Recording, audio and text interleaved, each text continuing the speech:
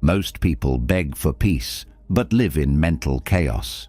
They fill their minds with distractions, opinions, regrets, and fears, then wonder why they can't think clearly, why they can't sleep, why everything feels so heavy. But here's the harsh truth. Peace isn't found, it's chosen, and clarity doesn't arrive, it's created. But don't worry, this is about to change your life. These next 4 hours aren't just background sounds to drift off to. They're ancient guidance, quiet, calm, and brutally honest. The Stoics didn't seek peace by escaping life. They found it by facing life as it was, without illusion, without fear. As you lay down and let your body rest, these teachings will begin their silent work. They'll help you strip away the mental noise, teach you to stop grasping at what you can't control, and remind you that peace begins the moment you stop needing everything to make sense.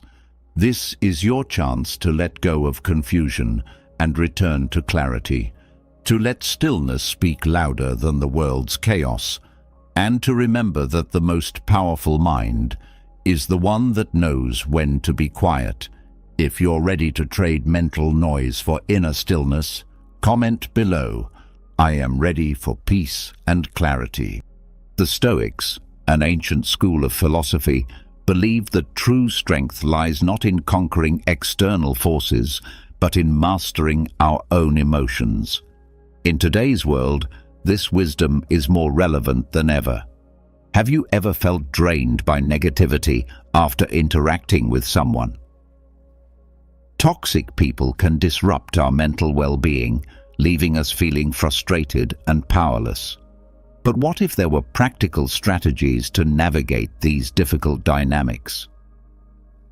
We'll go over 13 practical, Stoic-inspired ideas in this video that will give you the ability to handle toxic people with compassion, grace, and even resilience. Join me on a journey to protect your emotional well-being and subscribe to the channel for more tips on developing mental resilience. By the end of this video, you'll be equipped with a toolbox of Stoic wisdom to handle toxic people effectively. So take a deep breath and let's begin. Number 1. Identifying and understanding the toxic threat. Take a moment to picture yourself serving as a guard at the entrance to your very own personal citadel. Your inner tranquility, your physical health, and your emotional safety are all represented by this citadel. Without a doubt, awareness is the first line of defense in the process of protecting this fortress as well. In the same way that a watchful guard has to be able to notice potential dangers, you need to be able to recognize the indicators that a poisonous individual is approaching you. Epictetus, a Stoic philosopher who was a proponent of reason and self-control, tells us in his Enchiridion that it is not what happens to you that upsets you. More importantly, it is your judgment of what happens. It is especially important to keep this piece of advice in mind while dealing with poisonous people. It is not the case that their negative attitudes and manipulative acts have the ability to exert force over you. Your emotional reaction to these activities and how you perceive them are the factors that determine the effect that they have on your sense of inner peace at any given moment. How to cultivate a Stoic gaze, that is, a calm and objective method of viewing the situation, is the key to success. Learning to recognize the characteristics of poisonous conduct is a necessary step in this process. Listed below are some important warning signs. Constant criticism. A toxic individual may find nothing but fault with you, your conduct, or the decisions you make on a consistent basis. Although this criticism may be indirect or overt, it will always leave you feeling deflated and uncertain about your abilities. Toxic people frequently resort to deceptive strategies in order to achieve the goals they have set for themselves. In an effort to exert control over your conduct, they may resort to flattery, guilt trips, or even threats. A toxic person appears to thrive on negativity. Negativity is a toxic person. They are continuously whining and pulling others down with their pessimism so that they can focus on the worst aspects of the problems they are concerned with. Additionally, in addition to these general indications, there are also several types of toxic personalities that you should be aware of. The narcissist is a person who is constantly looking for approval and adoration throughout their life. It is possible that they are charming at first, but in the end, their interactions are one-sided, leaving you feeling emotionally exhausted. This individual lives on social turmoil. According to the gossip, they are known to propagate rumors, stir up trouble, and take pleasure in causing friction between other people. Known as the energy vampire, this individual has the ability to drain your vitality. As the term says, interactions with them leave you feeling cognitively and emotionally drained and fatigued. Emotionally, the development of a mental map of the potential dangers that could befall your inner citadel can be accomplished by first gaining an awareness of the many toxic personalities and the actions that they display. In the same way that a Roman Stoic philosopher like Seneca might devise a plan to combat an adversary on the battlefield, you may make use of your newly acquired awareness to anticipate the strategies employed by potentially harmful individuals and devise a strategy to safeguard your emotional well-being. Number 2. Fortify your walls. Put yourself in the shoes of Marcus Aurelius, the famous Stoic emperor of Rome. In order to rule a wide empire, one needed to possess power, knowledge, and unyielding determination. When it comes to strengthening the walls of your own inner citadel, often known as your emotional well-being, these same attributes are vital. Undoubtedly, the boundaries that you have established are the foundation of this citadel. When dealing with toxic people, boundaries are the obvious lines that you create in the sand to demarcate your boundaries. They determine the kinds of conduct that you will and will not approve of. You should not permit poisonous people to intrude on your emotional territory in the same way that a powerful monarch would not permit his boundaries to be violated. What comes into play here is the Stoic philosophy, which emphasizes the importance of reason and self-control. In order to take the initial step, you must first determine which activities deplete your energy or violate your sense of who you are. Is it the persistent pessimism shared by a friend when a coworker engages in manipulative behavior, the intrusive counsel of a member of the family? Make sure that you are open and honest with yourself about the things that you will not bear. The next step, when you have determined these boundaries, is to communicate them in a clear and concise manner. Tap into your inner Marcus Aurelius and be firm while still being fair. To facilitate effective communication, the following are some strategies. Think about how you are feeling and use I statements. Rather than making accusing words such as, "You are always so negative," you could try saying something like, "I feel drained when you constantly focus on the unpleasant things." Be as specific as possible. Take care not to leave any chance for misunderstanding. Rather than saying something like, "I need some space," you should say something like, "I can't talk right now, but I'd be happy to chat later this week." Keep your word, but be kind at the same time. There is a distinction between being assertive and being aggressive. It is important to convey your point with self-assurance while avoiding animosity. On the other hand, establishing boundaries is not a one-time experience. When it comes to enforcing your boundaries, you need to be hard and consistent, just like a Stoic ruler who is always on guard against barbarian invasions. A wall that is unstable is simple to dismantle. In the event that a toxic individual disregards your limits, you should remind them in a calm manner of the line that has been established. It may even be necessary for you to restrict your interaction with the person or completely withdraw from the situation. Keep in mind that establishing limits is not about punishing someone, rather, it is about protecting yourself. Envy, a vice that frequently serves as a source of poisonous talk, was vigorously avoided by the Stoics. Through the establishment of boundaries, you are not engaging in selfish behavior. Rather, you are merely safeguarding your emotional well-being and establishing the space that is necessary for you to build inner peace within the context of your Stoic path toward a life of peace. A strong citadel that is characterized by boundaries that are clearly defined and well defended is an essential component. Number 3. Become uninteresting to the emotional barbarian. Become uninteresting to the emotional barbarian.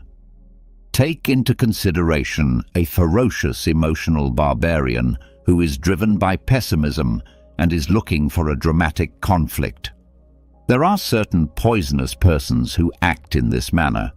They rely on attention, on your emotional response, and their negativity thrives on that. In the hopes of eliciting a response, a glimmer of fury or hurt that will fuel their fire, they constantly poke and poke with insults. The Stoic ideals of emotional regulation and indifference to external stimuli served as the inspiration for the grey rock method, which comes into its own as a strong instrument in this context. Paul Fredman, a therapist, created a technique known as the grey rock method. It is a strategy that involves being emotionally less receptive. It is not about fully shutting down. Rather, it is about providing the emotional equivalent of a smooth grey rock, a surface that is neutral and unyielding and which does not provide any handholds for the negative to cling to. In order to further dissect this approach, let us draw upon the sage advice of Seneca, a great Roman Stoic philosopher. Seneca tells us that true happiness resides in enjoying the present without anxious dependence upon the future. This is a reminder that we should starve ourselves of the need for attention. People who are toxic most of the time seek attention, whether it be positive or negative. With the grey rock method, you are preventing them from experiencing the emotional response that they are looking for. In the midst of the storm that they are attempting to generate, you become uninteresting, and just like a dull rock, responses that are neutral serve as your armor. The grey rock method entails reacting to negative statements with statements that are neutral and true on purpose. It is important to refrain from becoming involved in emotional disputes or justifications. If you have a friend that is toxic and they insult your work, you can deflect their assault by saying, "That's interesting," without giving them any more fuel to feed their negativity. Toxic people frequently attempt to control your emotions. Thus, it is important to avoid getting sucked into the emotional vortex. They could resort to sarcasm, guilt trips, or even plain hostility in their behavior. In this situation, the most important thing is to disengage from their emotional vortex. Maintain your composure and respond in a factual manner, refusing to become involved in their drama. It is important to keep in mind that Seneca teaches that the path to genuine happiness is to not amuse ourselves with either hopes or fears. You should not give them the emotional power that they are seeking. The grey rock method is a potent instrument. but it is not a substitute for a miracle cure.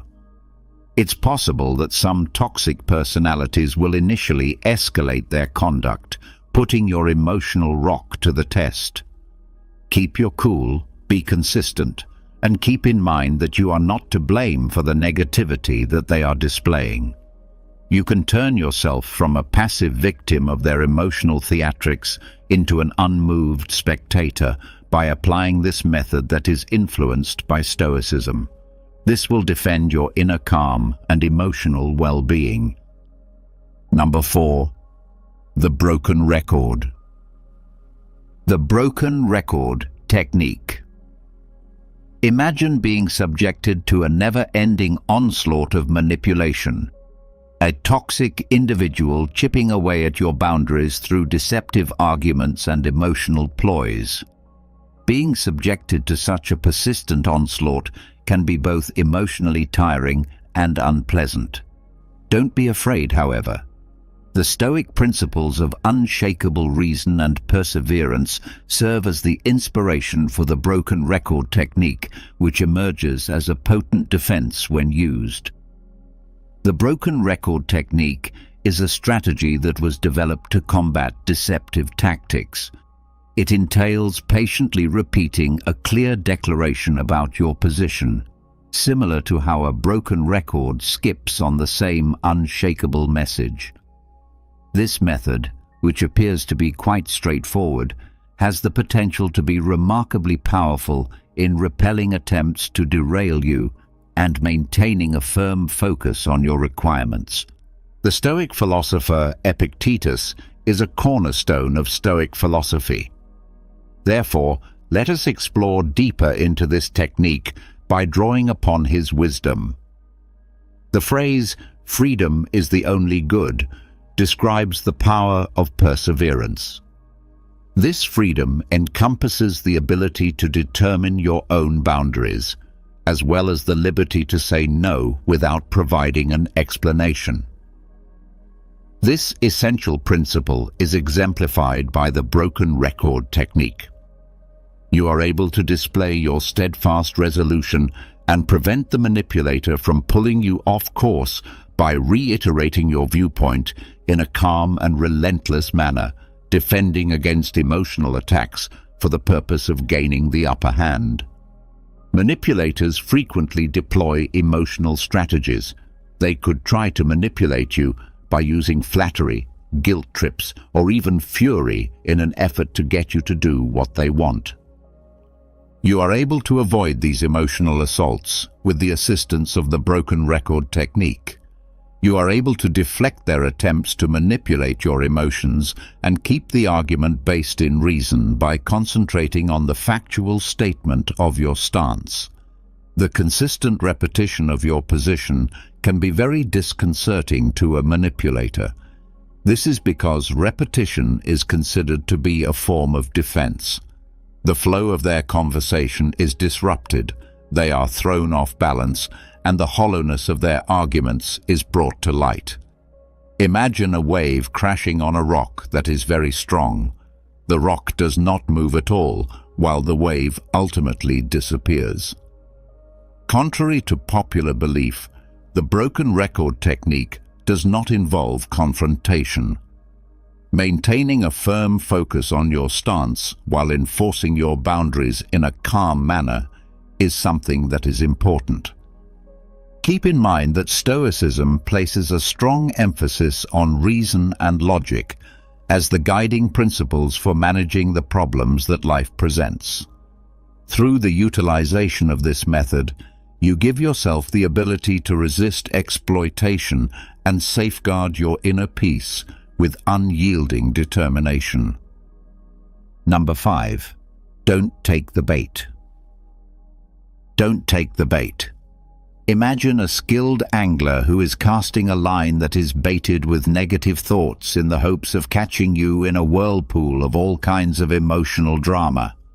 They dangle provocations, insults, or guilt trips in the hopes of eliciting a reaction that will fuel their drama and feed their negativity. This is the strategy that many toxic people do. However, The Stoic philosophy provides a great defense, which is indifference.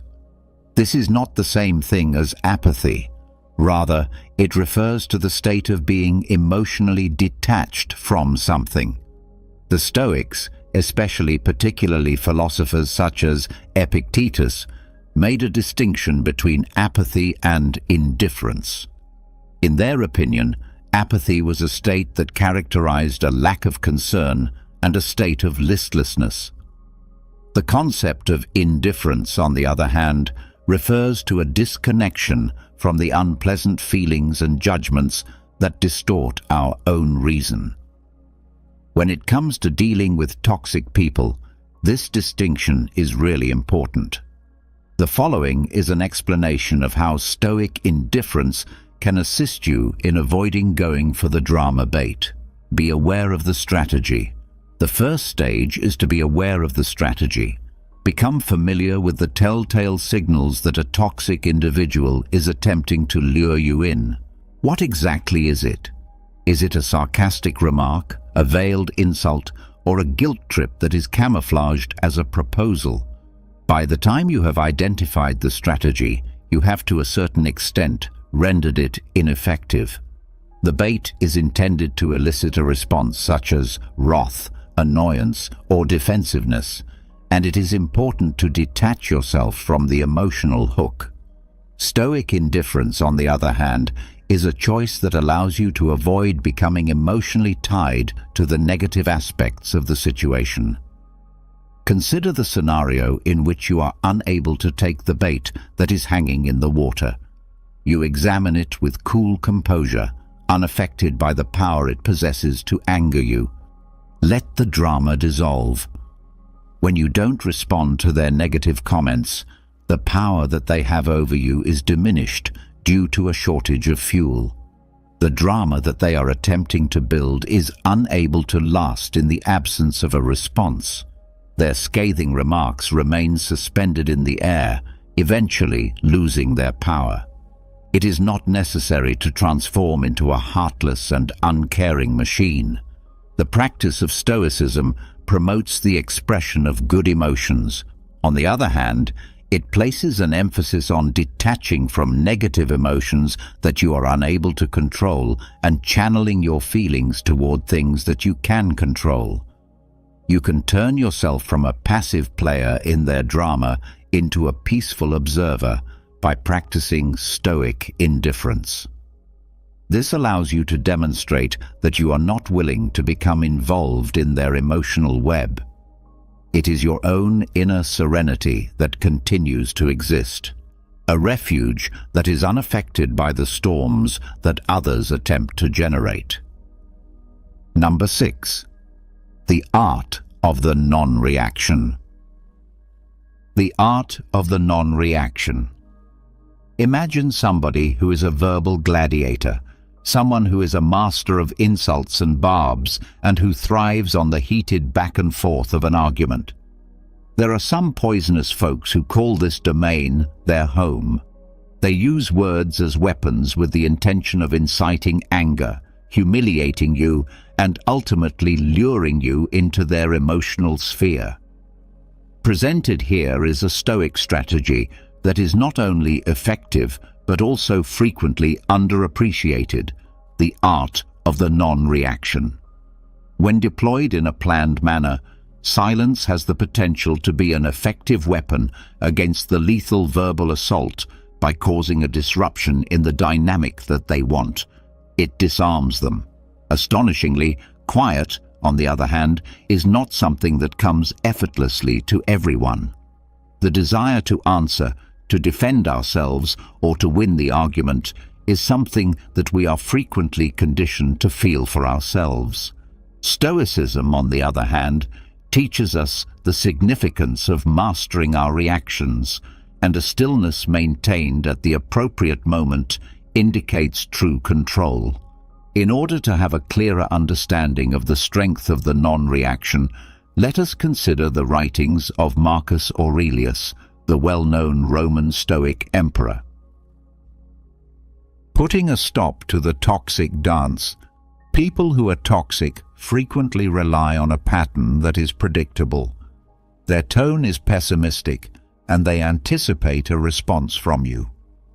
When you show anger, annoyance, or defensiveness toward them, you are adding fuel to their fire and maintaining the toxic dance. Having no reaction causes this pattern to be disrupted. You are denying them the emotional response that they are looking for by choosing silence. Just for a moment, picture a tennis player swinging their racket toward a court that is completely empty. Their tremendous serve falls with a thud, and everything that follows is complete silence. In this perspective, silence is not empty. It is a form of communication that conveys meaning without words. This demonstrates that you have a high level of self-control and that you are unwilling to partake in their negative behavior.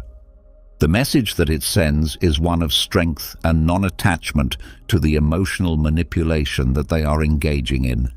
It is important to remember that Marcus Aurelius advised us to waste no more time arguing about what a good man should be.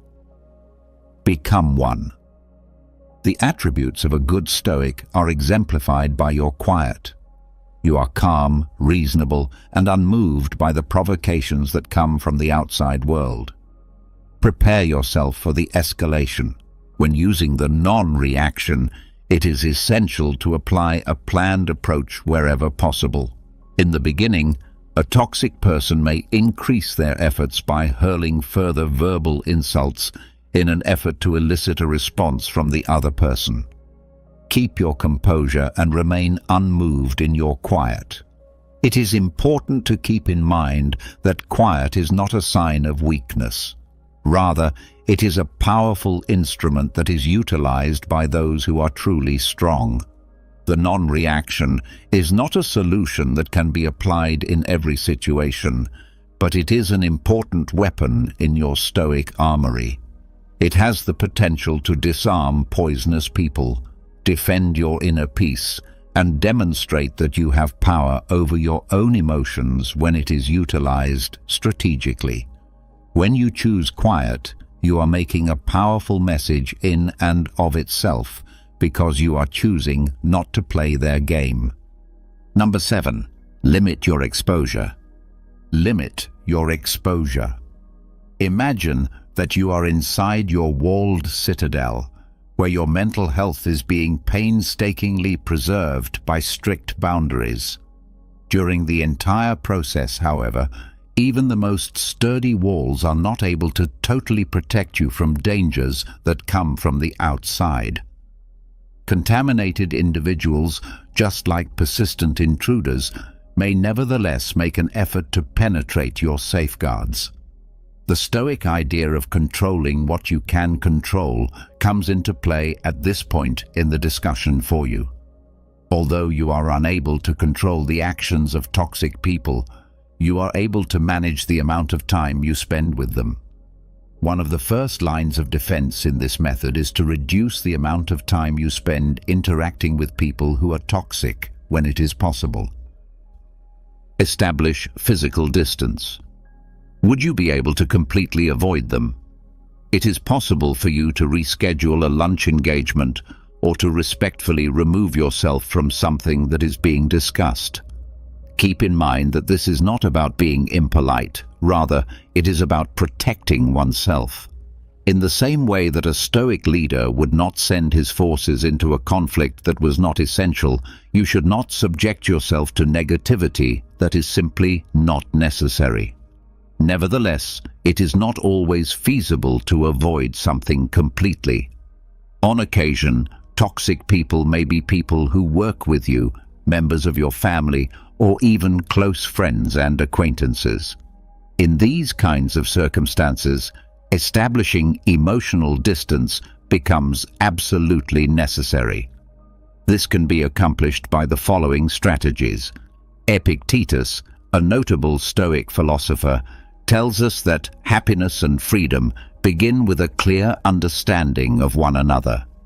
This is a quote by Epictetus, which highlights the importance of mental detachment. Nevertheless, This does not imply that there is emotional involvement. You are able to comprehend the pessimism of another individual without allowing it to color your attitude. Exercise mental detachment by observing their conduct in an impartial manner, without allowing yourself to become emotionally invested in it. Cognitive reframing. Persons that are toxic to you will frequently attempt to control your feelings by using negativity. Cognitive reframing, a method that is greatly influenced by Stoic concepts, can be of great assistance in this situation.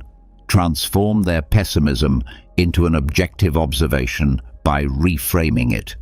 In the event that a coworker is continually complaining, for instance, you may reframe the situation as they appear to be having a difficult day, rather than allowing their negativity to bring you down. Toxic people thrive on negativity. Thus, it is important to focus on the positive. Try not to give them the ability to take away your happiness. Make a concerted effort to concentrate on the positive aspects of your life, such as the personal interests you enjoy, the significant work you do, and the supporting friends you have. Allow yourself to be emotionally protected by these beneficial factors, a safe haven from the negative that they bring. There is no such thing as cowardice when it comes to limiting your exposure, both physically and emotionally. Protecting your inner peace and practicing self-care are both important. Stoics have a strong belief in the importance of leading a moral life and acting rationally. When you reduce the amount of time you spend interacting with negative people and situations, you make room for yourself to nurture a good and flourishing inner life. Imagine that your fortress is encircled by a large moat, which, in addition to being a physical barrier, also serves as an emotional barrier, protecting your peace from the advancing negativity of poisonous people. Number 8. Build your support system. Build your support system. Just for a moment, picture yourself serving as a guard at the entrance to your inner castle. Your walls have been strengthened with boundaries. You have perfected the art of non-reaction, and you have reduced the number of toxic people you are present with. However, in order to fully defend your position, even the most courageous warrior requires a powerful flank, which is a formation of trustworthy allies. Your support system is your Stoic phalanx, which is an essential component in ensuring that you maintain your inner serenity when you are engaged in the fight against negativity. The Stoics, especially notably philosophers such as Seneca, placed a strong emphasis on the significance of living a life that is in harmony with nature. These guiding principles are exemplified by a network of virtuous individuals who are supportive of you, who inspire you, and who share your fundamental beliefs. In difficult times, you may turn to them for support and guidance. They are the people who will listen to you, offer wise counsel, and offer unwavering encouragement. One way in which a robust support system might serve as a buffer against the negative influence of toxic individuals is as follows. In the process of dealing with toxic people, it can be emotionally draining to have a safe space for sharing. It is possible to create a secure environment in which to analyze your experiences and express your frustrations when you have trusted friends or family members to whom you can confide. Their comprehension and compassion can serve as a vital support system, serving as a reminder that you are not fighting this struggle alone. Toxic people frequently take away from your sense of self-worth, but they may also be a source of encouragement. An effective support system serves as a counterforce, providing you with encouragement and reminding you of your abilities and the value you bring to the world. Their faith in you has the power to strengthen your determination and rekindle the fire that burns inside you, particularly in situations where negativity threatens to extinguish it. Setting an example of virtue and positivity, the Stoics held the belief that it is important to surround oneself with persons who exemplify the characteristics that one wishes to cultivate. A network of virtuous individuals who are supportive of one another might serve as a positive role model. It is possible to learn and develop by seeing the strength, resilience, and optimistic outlook that they possess. This will help you increase your own capacity to gracefully manage negative situations. The process of constructing a solid network of support is one that never ends. In order to accomplish this, you will need to cultivate relationships that already exist and look for people who match your beliefs in order to cultivate this beautiful phalanx. Here are some ways to do so. Invest in quality time. Set aside time to have meaningful interactions with the people who are responsible for your support. You may build a sense of connection by sharing your experiences, listening to theirs, and sharing your own. Joining clubs, volunteer organizations, or online communities that are congruent with your interests and values is a great way to bring together people who share your values and interests. This place is filled with people who share your values and who can serve as a natural source of support and encouragement. It is important to remember that the power of showing gratitude to those who are supporting you can never be underestimated. Please express your gratitude to them for the great influence they have on your well-being, as well as for their presence in your life and their unflinching support. Through the cultivation of a robust Stoic phalanx, you may establish a formidable shield that protects you from the negativity that is caused by poisonous people. Strength, perspective, and a revitalized sense of optimism are all things that you acquire when you are surrounded by positive influences. Always keep in mind that even the most well-guarded fortress might benefit from a robust defense from the outside. Your support system, which consists of your trusty companions, transforms into your unyielding phalanx, guaranteeing that your inner serenity continues to possess a secure and protected sanctuary. Number 9. Prioritize self-care. Prioritize self-care. Making contact with toxic individuals is analogous to being confronted with an unrelenting assault in combat. The emotional energy that you have is depleted, and you may end up feeling exhausted as a result.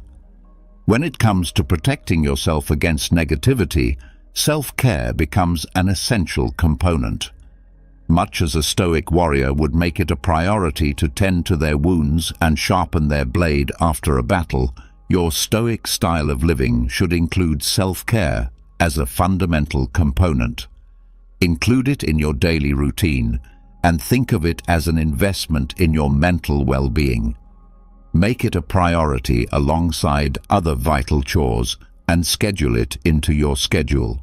Your emotional reserves can be replenished, and your resistance to negativity can be strengthened through the following approaches of self-care. Participate in activities that bring you joy. Determine the activities that bring you actual delight and can help you relax. Exercises that are physical in nature, such as running or yoga, as well as artistic activities such as painting or writing, could fall under this category. You are able to de-stress, recharge your emotional batteries, and return to the world with newfound energy and perspective when you participate in these activities and immerse yourself in them. The Stoics engaged in awareness practices that were analogous to meditation. These practices were also known as meditation. Through the practice of meditation, you are able to calm your mind, disengage from negative thoughts, and create inner peace. When you make meditation a regular part of your self-care regimen, you give yourself a great tool to manage stress and negativity, whether it comes from yourself or from other people who are poisonous to you. Seek solace in nature. The Stoics placed a strong emphasis on living in agreement with the natural world. The act of spending time in natural settings, whether it be a walk in a park or a hike through the woods, has a significant influence on our overall health and happiness. If you want to alleviate stress, enhance your mood, and gain a sense of perspective that can help you fight the negativity that you experience from toxic people, then you should try to immerse yourself in the natural world as a type of preventative maintenance for your emotional well-being. You might think of self-care as practicing self-care. A person who is well-rested and centered is in a far better position to deal with negative emotions. In the same way that a Stoic warrior would make sure their armor was sturdy and their sword was sharp, you may nurture your emotional resilience by engaging in self-care techniques. Listen to the signals your body sends you.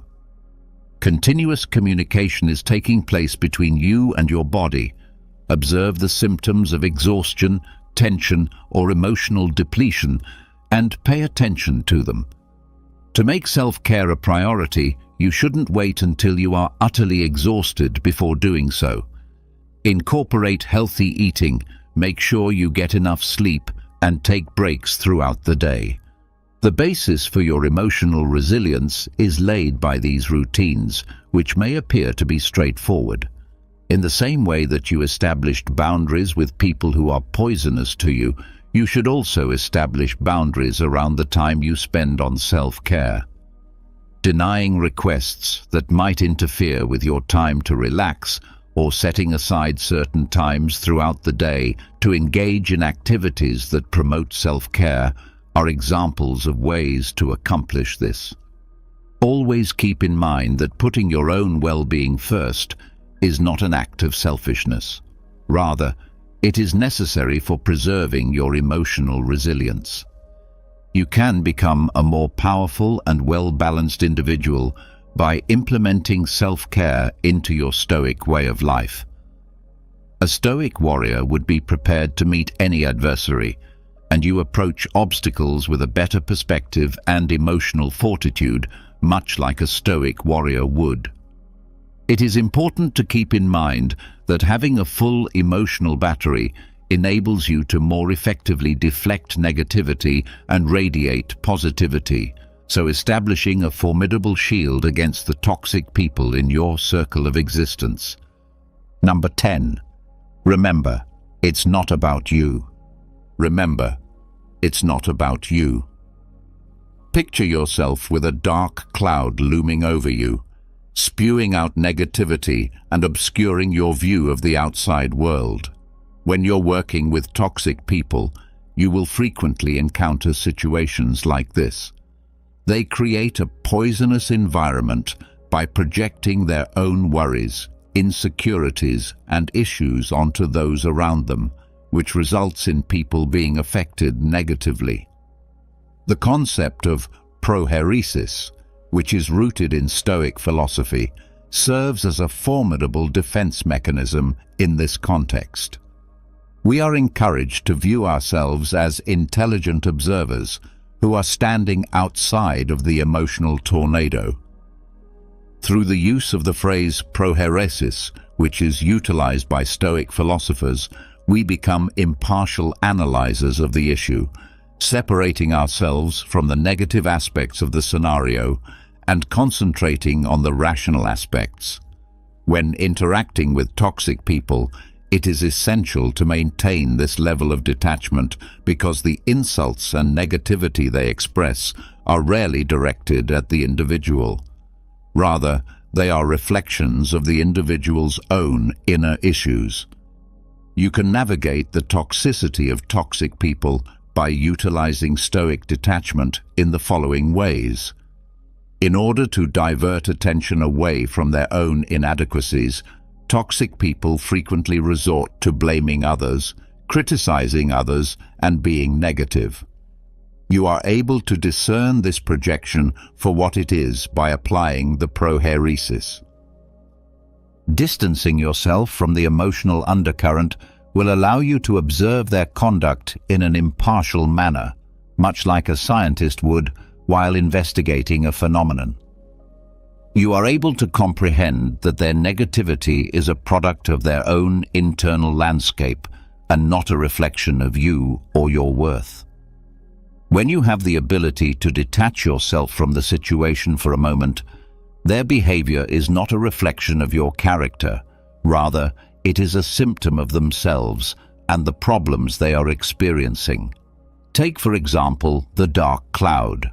Although it may throw a shadow, it has nothing to do with the ground that it momentarily obscures. The sky above still has the sun blazing brightly.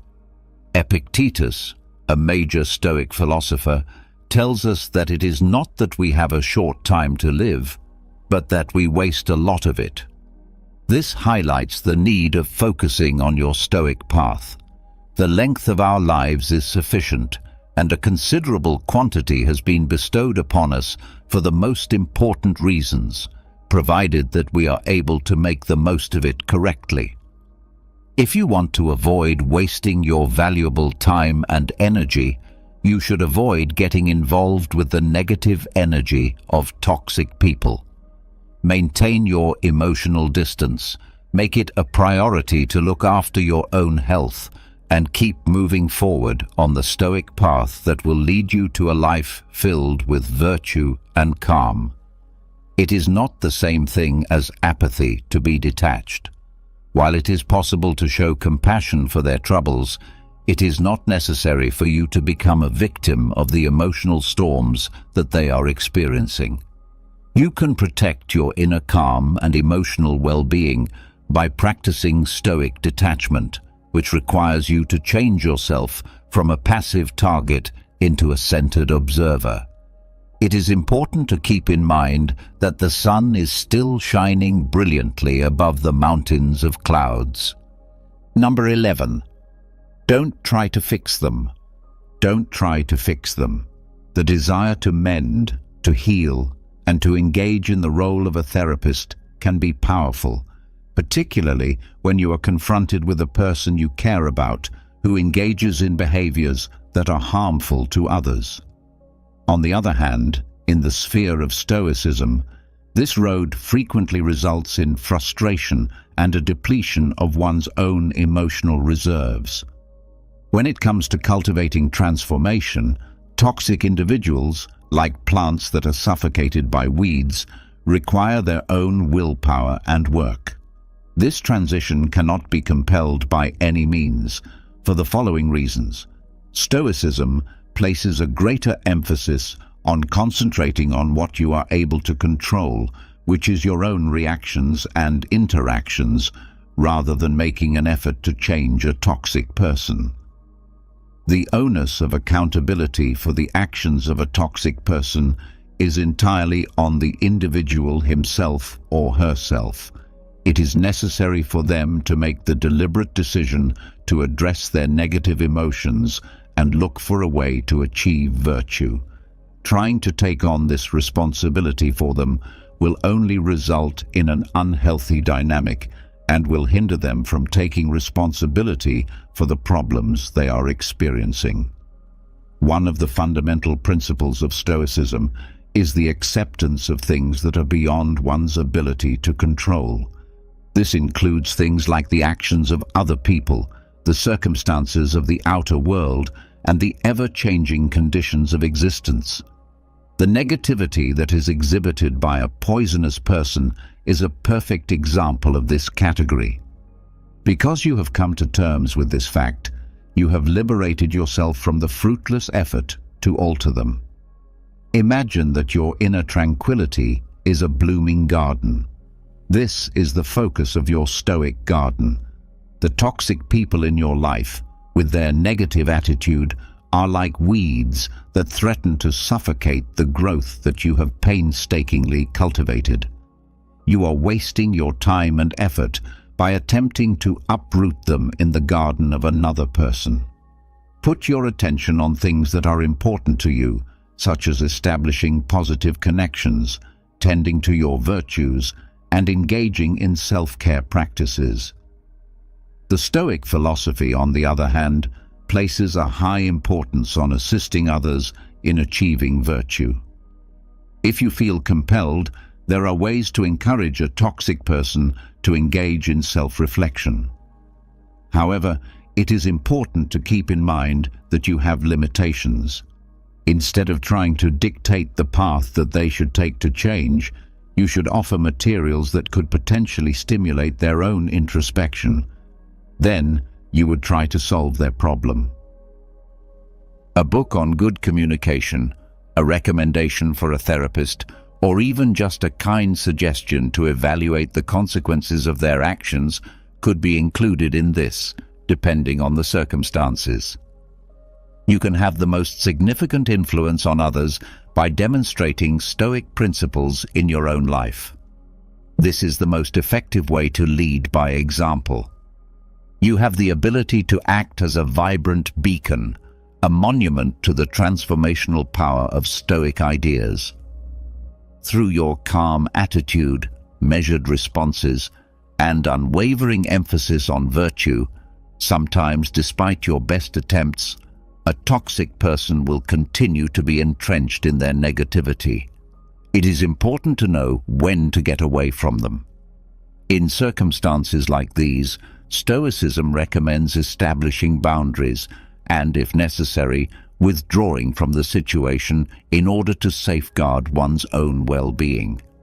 Keep in mind that you are unable to influence their trip, but you have the ability to pick your own path. Through the process of internalizing these ideas, you will convert yourself from a frustrated fixer into a Stoic facilitator. You are able to provide assistance without jeopardizing your own health, and you are able to develop a garden that may flourish in spite of the weeds that may be growing in other areas. Number 12. When to walk away. When to walk away. Imagine if you are looking for safety amid the tranquility of your Stoic castle of refuge. You have developed your emotional detachment, and you have planted a healthy inner garden. You have also strengthened your walls by establishing limits. Nevertheless, in spite of your best efforts, the negativity that comes from a toxic individual continues to remain, posing a threat to your defenses. The ability to recognize when it is appropriate to withdraw from a situation is a fundamental Stoic precept. Making the decision to leave a toxic relationship, particularly one that involves close family members or co-workers, can be a decision that is extremely difficult to make. Prioritizing your mental health, on the other hand, is of the utmost importance. Stoics have a strong belief in the importance of leading a moral life and acting rationally. In direct opposition to these ideals is the practice of maintaining a relationship that undermines your sense of inner calm. This is why the Stoic philosophy is consistent with the practice of removing oneself from a harmful situation. Keeping your Stoic sanctuary safe, your inner serenity is your sacred sanctuary, a place of refuge that you develop through self-care, mindfulness, and Stoic practices. And someone that is poisonous with their unrelenting negativity is comparable to a persistent siege that is being laid on your fortress. It is possible to safeguard your emotional well-being and secure your sanctuary by removing yourself from the situation. Put your attention on what really matters. Seneca, a great Stoic philosopher, reminds us that life is a precious commodity by saying, "The whole future lies in uncertainty. Live immediately." Continuing to be in a relationship that is unhealthy is a waste of this valuable time and energy. You give yourself the opportunity to invest in positive connections, meaningful pursuits, and experiences that nourish your spirit and contribute to a flourishing existence. When you move away from whatever is holding you back, accepting that which is out of our control is a key component of Stoicism, and other people's behaviors are a fantastic example of this. Moreover, Stoicism promotes detachment during this period. A decision to walk away from something does not indicate weakness or defeat. Rather, it indicates acceptance of a circumstance that you are unable to change and a deliberate choice to detach from negative emotions. You are not giving up on the individual. Rather, you are giving up on the poisonous dynamic that is detrimental to your body and mind. Moving on from a situation is not a choice that should be made flippantly. Take into consideration the following factors. Have you tried every other possible course of action? Do you have any experience with communication, establishing limits, or providing resources? Is there a recurring pattern of negativity, or is it a specific instance? Do you feel that the connection has a significant impact on your well-being? It's not necessary for there to be a dramatic scene as you walk away. The gradual withdrawal of contact, politely declining invites, or simply limiting communication are all techniques that have the potential to be beneficial. Keep in mind that removing yourself from a situation is a Stoic act of protecting your inner calm and a type of self-care. You can live a life that is led by reason, virtue, and peace if you make your well-being a priority. This will allow you to create room for positive relationships and experiences to develop. Number 13. Forgive yourself. Forgive yourself. Consider the following scenario. You are about to embark on a lengthy journey, and you are carrying a hefty bag that is full of hatred and fury toward a poisonous individual. The weight of this responsibility slows you down, preventing you from making progress and draining your energy. Within the Stoic framework, forgiveness is defined as the process of releasing one's emotional baggage, not for the sake of the other person, but for one's own sake. The Stoics placed a strong emphasis on the significance of accepting things that are beyond our ability to control, with the actions of other people serving as a notable example.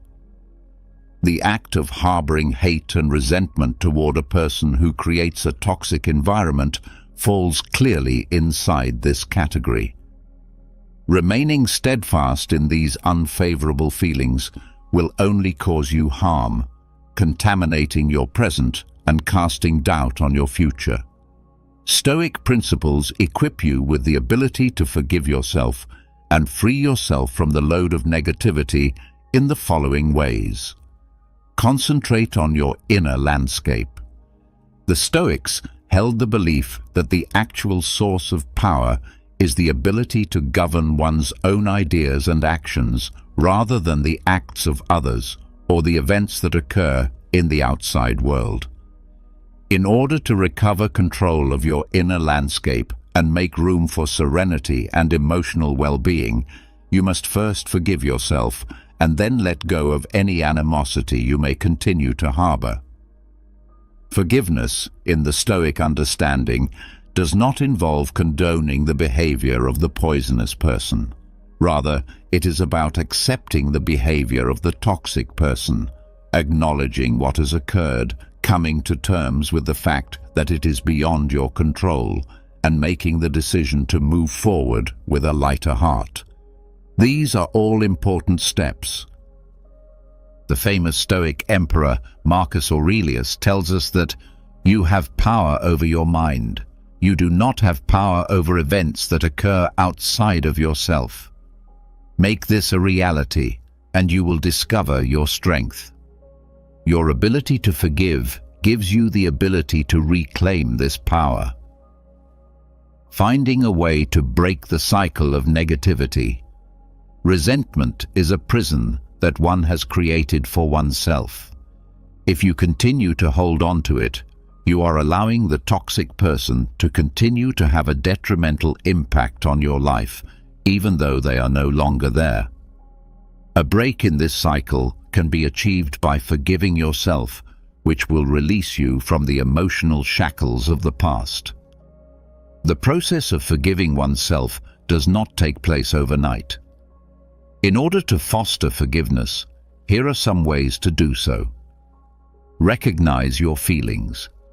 The first thing you need to do is recognize the feelings of anger, hurt, or resentment that you are experiencing. When these feelings are repressed, it just serves to slow down the healing process.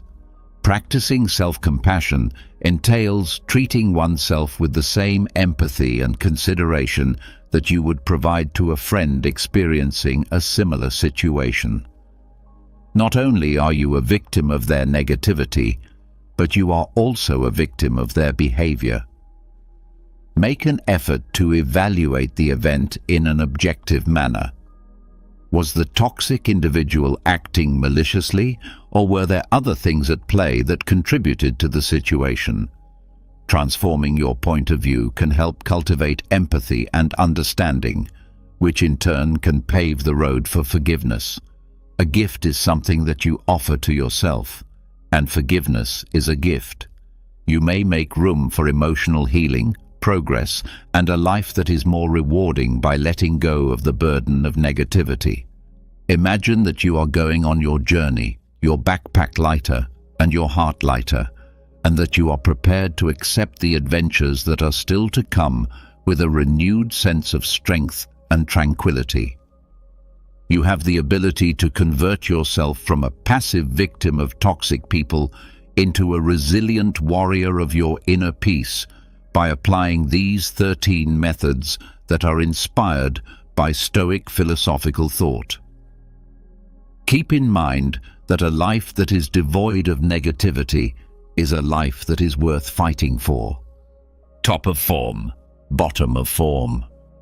Unfortunately, the art of silence has been lost in our busy world, where noise and talk are always present. But what if the times we choose not to speak were just as strong as the times we do? How often do we stop and think about what our quiet means? Stoicism is an old theory that teaches people how to control themselves through reason and emotional strength. It's a great way to learn when to speak. Zeno, the founder of Stoicism, said, "It's better to trip with the feet than with the tongue." This wise saying brings up a basic question. How many times have we felt bad about saying something in a hurry or out of anger? Stoicism doesn't just tell us not to do things. We owe it to ourselves to use silence as a tool for growth and peace. Imagine facing life's challenges with the calm confidence that your silence speaks louder than any words ever could. Stoic philosophy teaches that silence isn't just the absence of speech, but a deeply felt response that has been carefully chosen. It is an active, powerful force, a plan that can help ease disagreements, protect us from harm, and help us understand. But when exactly should we embrace silence? Together, we'll find out 9 key times when choosing silence is not only smart, but also life-changing. As we go deeper into these lessons, think about how practicing Stoic silence might change the way you deal with others and your own peace of mind. What if you could end a heated fight with a calm, measured silence instead of harsh words? What might a quiet pause help you say about your feelings and thoughts? Come with us as we dig up the strong times to shut up and let the knowledge of Stoicism guide us. Are you ready to learn more about the deep knowledge of Stoicism? Please leave a word before you start your journey. Number 1. When being criticized unfairly. According to Stoic philosophy, being unfairly criticized is a unique chance to become stronger and show integrity. The main ideas behind this old knowledge come from the ruler Marcus Aurelius, who once said that if something outside of you bothers you, it's not the thing itself that's hurting you, but how you think about it. He also said that you can change how you think about something at any time. Insight says that what bothers us about criticism is not the criticism itself, but how we see and respond to it. Think about this. How might changing how you see criticism make you stronger? Can you think of a time when staying calm in the face of unfair criticism changed the outcome? For example, if you are leading a project at work and your boss criticizes it harshly, a Stoic response would be to calmly look at the feedback and find useful insights while ignoring any negative information that isn't based on facts. Epictetus said that this way of doing things will not only keep your peace, but also keep your professional honor. Don't talk about your theory, live it. To live by philosophy, you have to respond with calm, well-thought-out responses instead of defensive ones. You should let the quality of your responses and ultimately your work speak for itself. Not responding when unfairly criticized is not just a passive act, it's a strategic one. To embrace Stoicism's call to focus on what we can control, our responses and attitudes, this quiet strength turns possible conflict into a sign of your personal strength and philosophical dedication. As you face life's difficulties, think about how silence can help you. What chances might come up if you choose thoughtful silence over impulsive speech? How might this practice not only improve your own peace of mind, but also have an effect on those around you? By incorporating Stoic principles into our daily lives, especially when we are unfairly criticized, we align ourselves with a philosophy that values strength of character over the temporary approval of others. This promotes personal growth and inspires others to do the same, especially in today's world, where boasting and self-promotion often drown out humility. Stoicism tells us to embrace silence, and the wise Marcus Aurelius says, "Don't waste time arguing about what a good man should be one." In this light, think about how silence in response to boasts can turn a potentially ego-fueled environment into a place of self-reflection and growth. There will always be criticism in life, and it can often be a good way to learn and improve. But criticism isn't always fair, even when it's meant to hurt someone. In these kinds of scenarios, it can be hard to stay calm and act in the right way. Stoicism, a theory that began in ancient Greece, has timeless advice on how to handle rude criticism with class and grace. By following Stoic ideas, we can turn bad things that happen to us into chances to grow as people and become stronger inside. What matters is not what happens to you, but how you react to it. This is the Stoic principle. Epictetus advised taking a moment to think about what to say when someone criticizes you unfairly. This keeps you from acting on impulse and gives you time to think about what's going on without getting upset. Marcus Aurelius reminded us that we control our minds, not events outside of them. Understanding this truth makes us stronger. Unfair feedback only reflects the reviewer's feelings or thoughts, not your actual worth or abilities. Marcus Aurelius also said that if anyone can prove and show him that he thinks and acts in error, he would gladly change, for he seeks the truth. There may be a small amount of truth in even the most unfair judgment. Finding useful insights hidden within criticism allows for self-improvement while discarding unnecessary negativity. Epictetus taught that one must first learn the meaning of what they say before speaking. When someone criticizes you unfairly, staying calm and polite is essential. This shows strength and self-control while preventing unnecessary escalation. A calm response often neutralizes hostility and reflects maturity. Marcus Aurelius urged people to stop wasting time arguing about what a good man should be and instead focus on being one. Rather than dwelling on unfair criticism, redirect your energy toward your personal goals and self-improvement. You can rise above the bad things that happen and keep moving forward on your road by focusing on your own growth and virtues. It can be hard to deal with unfair criticism, but if you follow Stoic principles, you can turn these situations into chances to grow and become stronger. Remember to take a moment to think. Separate the criticism from your own worth. Look for any sliver of truth. Reply with coolness and respect. And keep your attention on your own growth. In this way, you live up to the Stoic ideal of staying calm and strong inside, even when things are hard outside. Number 2. Stoic silence in the middle of boasts. Imagine you're at a networking event where a co-worker is bragging too much about their recent raises and fancy lifestyle. You might want to counter their bravado with your own accomplishments. Stoicism teaches us the power of restraint. If you choose quiet, you keep your cool and let other people's words show you who they are.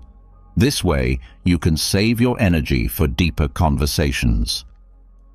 This method not only protects your honor, but it also makes you look like someone who is sure of their own achievements and doesn't need outside approval. In this theory, silence is not a sign of passivity. Instead, it is a sign of strategic silence that shows knowledge and confidence. Another wise Stoic says, "He who does not wish to be outnumbered by greater benefits should not return one benefit with another. He should return many at once." In real life, this means that you should not respond to empty boasts with words, but with the quiet grace of your actions and the quality of your character. How often do you find yourself responding to someone else's success story with one of your own? What might happen if you instead chose to listen fully, acknowledging their accomplishments with a nod or a smile, while keeping your attention on your own virtues and goals? Accepting Stoic quiet in the middle of boasts is a way to live a life not marked by competition, but by happiness and inner success. It creates an atmosphere where one can thrive peacefully and successfully based on genuine self-worth rather than comparative measures. Please think about this lesson and use what you've learned in your daily life. How could accepting quiet make your life and relationships better? Please write about your ideas and stories in the space below. Let's work together to make each other's lives more peaceful and happy. Number 3. When dealing with anger. When we're angry, it can feel like a wild storm that can sweep away all reason and calm. But in the middle of this storm, Stoic philosophy offers a safe place to be, a moment of silence that helps us deal with these strong feelings. Epicurus, a famous Stoic figure, said to keep quiet most of the time and only speak when you have to. Now imagine a day at work when a co-worker's mistake causes you hours of extra work. Your first instinct might be to lash out in anger, but what would happen if you chose silence instead? By not reacting in anger, you give yourself time to think about the situation more objectively. This pause can stop the conflict from getting worse and lead to constructive solutions instead of heated arguments. Think about it. How often has reacting quickly in anger made you think about what could be different if you took a moment to calm down before speaking? Marcus Aurelius, another well-known Stoic, gives advice in his writings. How much worse are the results of anger than the things that make people angry? This thought makes us think about what happens after we get angry. Most of the time, the effects of an angry outburst are worse than the thing that made us angry in the first place. Think about Nelson Mandela, a famous leader who, even though he had been jailed for years, decided to forgive his abusers instead of getting angry. This decision not only improved his own life, but also led a country to reconciliation. For example, using silence when you're angry doesn't mean hiding your feelings. It means choosing a response that is in line with your best self. This practice not only improves your own peace, but also leads to better relationships and a more successful life. As you deal with the inevitable frustrations of daily life, remember that silence can be your sanctuary, a place where wisdom rules. Adopt it, and you may find that the quiet response is not only the most profound, but also the most powerful. Anger is a normal feeling that everyone has at some point in their lives. On the other hand, anger that isn't under control can hurt relationships and your own health. Stoicism teaches useful ways to control anger by focusing on self-control, clear thought, and inner peace. Figure out the cause. Look at your triggers to figure out what exactly makes you angry. Is it a person, a setting, or a certain event? Self-reflection. Think about why these things really set you off. Our assumptions and ideas about things often play a big role. Acceptance. Know that you can't change the things that happen in the outside world. What you can change is how you react to these things. Practice being mindful. Keep your mind on the present time instead of focusing on past problems or worries about the future. Exercises for deep breathing. When you feel angry, do exercises for deep breathing to calm your mind and body. Pause and think before you respond. Stop and think about what will happen if you do something. Change your point of view. Try to see things from the other person's point of view to show empathy. Seeing things from their point of view can help you feel less angry. Change the way you see it. Think about how a Stoic philosopher would see things. Would they think it was unimportant or important? Focus on solutions.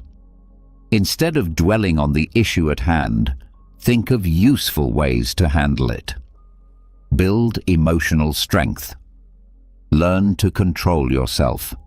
Remind yourself that you can choose how to react. Use self-control and patience. Emotional detachment. Learn to control yourself. Remind yourself that you can choose how to react. Use self-control and patience. Emotional detachment. Learn to separate your feelings from what's going on. Take a step back and look at it objectively instead of personally. Get stronger inside. Do things that help you deal with your emotions, like exercising, writing in a book, or meditating. Use your anger in a healthy way. Positively channel your energy. Instead of being angry, put your energy into things that will help you, like working out or making art. Learn and grow.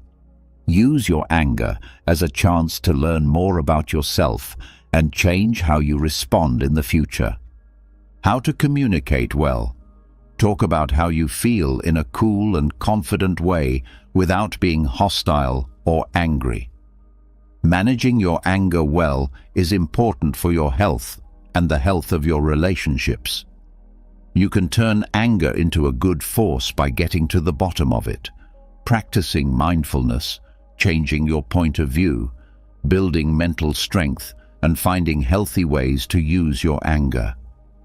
Follow the advice of Stoicism to find inner peace and live a healthy, peaceful life. Number 4. Silence amidst unfounded rumors. Silence in the middle of false rumors. When people talk to each other, stories are like leaves caught in a gust of wind. When these rumors aren't true, they can cause harm and confusion. Stoic philosophy gives us a strong answer: quiet.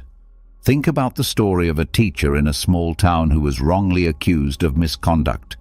As rumors spread through the community, the teacher chose not to add to the heat by denying or explaining what happened. Instead, she relied on her honesty and integrity to stand firm. This silence is not a passive surrender, but a smart decision based on wisdom. Marcus Aurelius said, "You hold power over your thoughts, not over outside events. Understand this, and you will be strong." How often have we seen quickly spoken words make things worse? How might silence protect you from the arrows of false accusations? By refusing to comment, the teacher let the community's initial excitement die down. As time went on and no new proof came to light, the truth became her defense. This shows the Stoic belief that you should focus on what you can control, like your reactions and actions, instead of worrying about how stories spread, which you can't stop. Epictetus once said that if someone says bad things about you, you should always compliment them. This counterintuitive method says that reacting to negativity with positivity, or in this case, silence, can stop and change the course of unproductive interactions. When false accusations are made, speaking quietly can show respect and trust in the truth. To use this in your own life, think about how important it is to wait to reply to stories until the storm passes. Remember that the best way to keep your peace and image is to live by the ideal you preach, not by fighting every whisper. In these kinds of situations, staying quiet isn't just a way to protect yourself, it's also a way to show your dedication to Stoic principles. So, as you deal with the difficulties of personal and professional relationships, let Stoic silence lead you through the chaos of false rumors, finding in it the way to a peaceful, happy, and successful life. Number 5. How to deal with loss. How do you deal with the utter silence that follows a major loss? Loss is a common human experience that often leaves a void filled with sadness and confusion. But Stoicism has a unique way of dealing with pain. For example, C.S. Lewis, a famous author who wrote about his grief after losing his wife in the book A Grief Observed, says, "The pain I feel now is the happiness I had before." This is a very Stoic way of thinking. Stoics believe that our experiences are part of a bigger natural flow of life, and that loss and love will always go hand in hand. Seneca, a famous Stoic philosopher, has a lot to say about this subject. "The day we worry will be our last is actually the birthday of eternity." How might your response to loss change if you see it as a shift instead of an end? What might you gain by accepting the silence that comes after loss, giving yourself time and room to think and heal? After his death, Lewis didn't try to fill the silence with explanations or distractions. Instead, he used it to deeply explore his thoughts and feelings, showing the Stoic belief that hardships can be used for personal growth. His journey through grief showed how keeping a calm mind can help someone deal with deep emotional pain and turn it into a deep understanding of life's fragility and beauty. Silence after a loss isn't a way to hide or deny what happened. It's a way to give yourself time to relax, think, and move on. Find meaning beyond the pain you're feeling right now. This means letting your feelings run their course without causing a forced end. Think about how you've dealt with losses in the past. How could the Stoic practice of reflective silence help you in future times of grief? How might this method change not only your own healing, but also the healing of those around you? Please share your thoughts and experiences with loss, as well as how Stoic practices may have affected your path. What lessons have you learned, and how has silence helped you get better? Let's talk about it and get better in the comments below. One of the hardest things in life is dealing with death. It's hard to deal with grief and sadness when you lose something important in your life, like a loved one, a job, or a big chance. Stoicism, an old theory started by Zeno of Citium in Athens, gives us timeless advice on how to deal with these hard times. Taking a Stoic view can help us be strong and at peace, even when we've lost something very important. Recognize and accept how you feel. It's important to understand and accept the feelings that come with losing someone. Stoicism teaches us that feelings are normal reactions to things that happen in life. The steps you can take. Let yourself cry and feel the pain without judging yourself. Writing in a journal or talking to a friend you trust can help you work through these feelings. Pay attention to what you can change. According to Stoic theory, we should let go of things we can't change and focus on the things we can. The steps you can take. Figure out what you can change about the situation, like how you deal with the loss, and let go of what you can't. Reframe the loss as a chance to get better. As explained, Stoics think that every problem can be used as a chance to grow and get better. Step you can take. Think about what you can learn from this. What can this loss teach you that will make you better, smarter, or more caring? Practice being thankful. Being thankful can help you stop thinking about what you've lost and start focusing on what you still have. Step. Write down every day a list of things you are thankful for. This exercise can help you see things in a new way and make you feel calm. Seek help and group. Stoicism stresses how important it is to have a group and help each other through hard times. Step to take. Talk to family, friends, or support groups. Talking about your problems with other people can help you feel better and less alone. It's never easy to deal with loss, but the Stoic ideas can help us be strong and resilient when we're going through the pain of loss. It can help to recognize our feelings, focus on what we can control, change our point of view, be grateful, and ask for help. These techniques can help us heal and grow if we choose to use them. Number 6. Navigating ignorance with Stoic grace. Have you ever met someone whose actions show they don't understand, but whose belief is as strong as if they were an expert? Even though this situation is upsetting, it's a good time to practice being patient and graceful. Galileo, the famous scientist who pushed heliocentrism during a time of strong geocentric beliefs, is a great example of how to deal with ignorance. Even though he faced fierce opposition and was even put under house arrest, Galileo kept his honor and dedication to the truth, often choosing to stay silent in the face of false accusations and ignorance.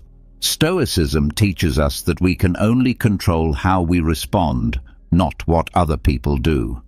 Marcus Aurelius, a Roman emperor and Stoic philosopher, said, "You have power over your mind, not over outside events." Realizing this will give you strength. Think about using this point of view the next time you come across someone who is wrong in their thoughts. How could changing how you respond if you knew you could control it? Galileo's silence wasn't a sign of weakness. It was a strong statement of his honesty and belief in what he had found. He knew that truth doesn't need to be backed up by words, but can stand firm on its own merits. Over time, this approach is similar to the Stoic idea of focusing on one's own actions and accepting that others' beliefs are outside of one's control. Being gracious means knowing the limits of your power and picking your fights carefully. It means being patient and understanding, even when things are frustrating. This practice not only leads to a peaceful and happy life, but it also helps you see things with a bigger picture that focuses on long-term respect and success instead of short-term vindication. Think about how silence can be a graceful reaction to stupidity in your own life. How might this method improve your relationships and your own health? Let Galileo's story motivate you to practice Stoic silence, turning possibly happy situations into chances for inner peace and personal growth. Number 7. How to deal with rumors. There must have been many times in your life when you were the subject of a story, hearing whispers getting louder as they went around. It's a normal human reaction, but keeping quiet can change the situation. Think about the story of a community leader whose dedication to protecting the environment led to false rumors about her personal gain. Instead of addressing each rumor, she stayed focused on her work, remembering Marcus Aurelius's words, "The best revenge is to be unlike him who hurt you." This leader's decision to remain silent and continue her advocacy let her actions speak louder than any rumor. Her behavior shows an important Stoic concept. It's not outside events that bother us, but how we react to them. How would your life be different if you ignored rumors with silence? What strength could you gain by deciding not to explain, but to keep going on your path? If someone says bad things about you, and it's true, Epictetus tells us to fix ourselves.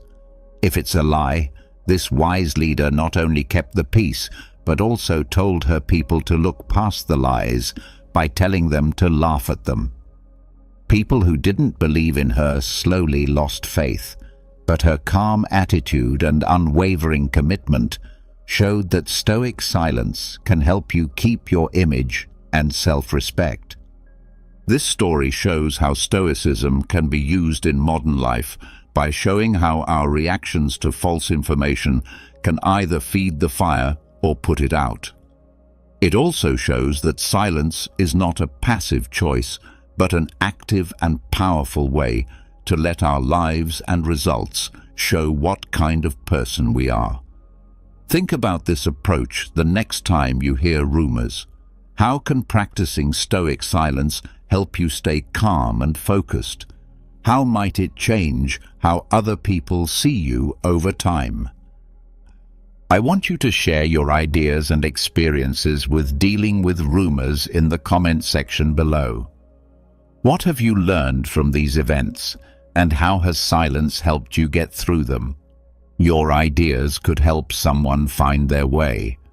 Rumors can spread fast, hurt your image, cause a lot of stress, and make things more confusing. It is important to come up with good ways to deal with gossip in a world where information spreads quickly. There is timeless knowledge in Stoic thought that tells us how to stay calm, collected, and logical when we face problems. Keep your emotions in check. It is important to keep your feelings in check when you hear stories. When you react quickly or strongly, it can make things worse and give the stories more weight. Instead, try to keep your emotions in check and look at the issue without bias. Pause before you answer. Take a few deep breaths and tell yourself that other people's opinions don't define your worth. Do things that calm you down, like awareness or meditation, to stay calm. Get clear and get the facts. Thoughts and details that aren't clear often feed rumors. Do not take them at face value. Instead, look into the facts, find trustworthy sources, and gather correct data to find out what the story is really about. Talk to reliable people who can give you more information before coming to a decision. Ask questions and look for proof. This method helps you react based on facts instead of guesses. Think things through before you act. How you react to a story can have a big effect on how true it is. When you act without thinking, you might misunderstand something and spread the story even more. Instead, react carefully and with a plan. Look at the situation and think about what might happen if you do something different. Respond to the rumor in a cool and accurate way if you need to. Sometimes the best thing to do is to be quiet or say something slowly. Pay attention to your actions and personality. The best way to fight back against fake rumors is to show that you are a good person. Over time, stories can be put to rest by always being honest and showing what kind of person you are. Keep following your beliefs and ideas in everything you do. Take actions that are good for you and show who you really are. The more you act the same way over time, the less likely it is that false stories are true. Practice not caring about what other people think. Stoicism tells you to let go of things you can't change and focus on the things you can. The second group includes other people's thoughts and stories about you. Remember that you can't change what other people think or say. Pay attention to what you do and how you think. Accept yourself and have faith in your ideals, no matter what other people say. Stoic ideas like controlling your emotions, finding the truth, responding wisely, being constant, and not caring what other people think can help you deal with rumors in a balanced and logical way. By using these tips, you can handle the problems that stories cause with poise and strength, protecting your honor and peace of mind. Number 8. When confronted with injustice. Stoic philosophy teaches us to deal with life's problems with fairness and inner strength. This is especially important when we face unfairness. As the wise Epicurean said, "Bear and forbear." This maxim tells us to go through hard times without complaining and forgive others for their mistakes. Nelson Mandela fought against racism in South Africa in a way that made this theory very clear. Mandela's long time in jail could have made him angry, but he came out as a supporter of peace and unity, showing a deep Stoic resilience. Mandela didn't just stand there and let injustice happen. He chose to focus on healing and unity instead of getting even. This choice shows a key Stoic principle. Our biggest power lies in our ability to choose how to react to outside events.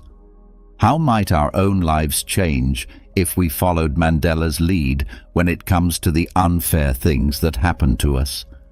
Can we choose to show understanding and kindness even when it seems impossible? By staying quiet when unfair things happen, Marcus Aurelius wrote in his Meditations that the best way to get back at someone who has hurt you is not to be like them. By choosing not to get into a fight and instead developing a spirit of healing and forward thinking, Mandela changed the way a whole country thought about justice and peace. His life shows us that silence is not a sign of submission. Instead, it can be a powerful tool for change and a sign of personal integrity. This Stoic way of thinking doesn't mean passively accepting injustice.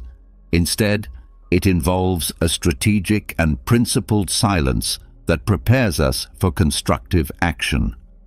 It's about keeping your inner peace and using calm to inspire thoughtful solutions that address wrongdoing and foster a collective move towards a better future. As we face both small and large injustices, let us remember Mandela's silent strength. His legacy teaches us that sometimes the most profound response is cultivated in silence, allowing us to build a foundation for meaningful change and a happier, more successful life. Adopting this can transform both personal hardship and communal strife, leading us to a more peaceful existence.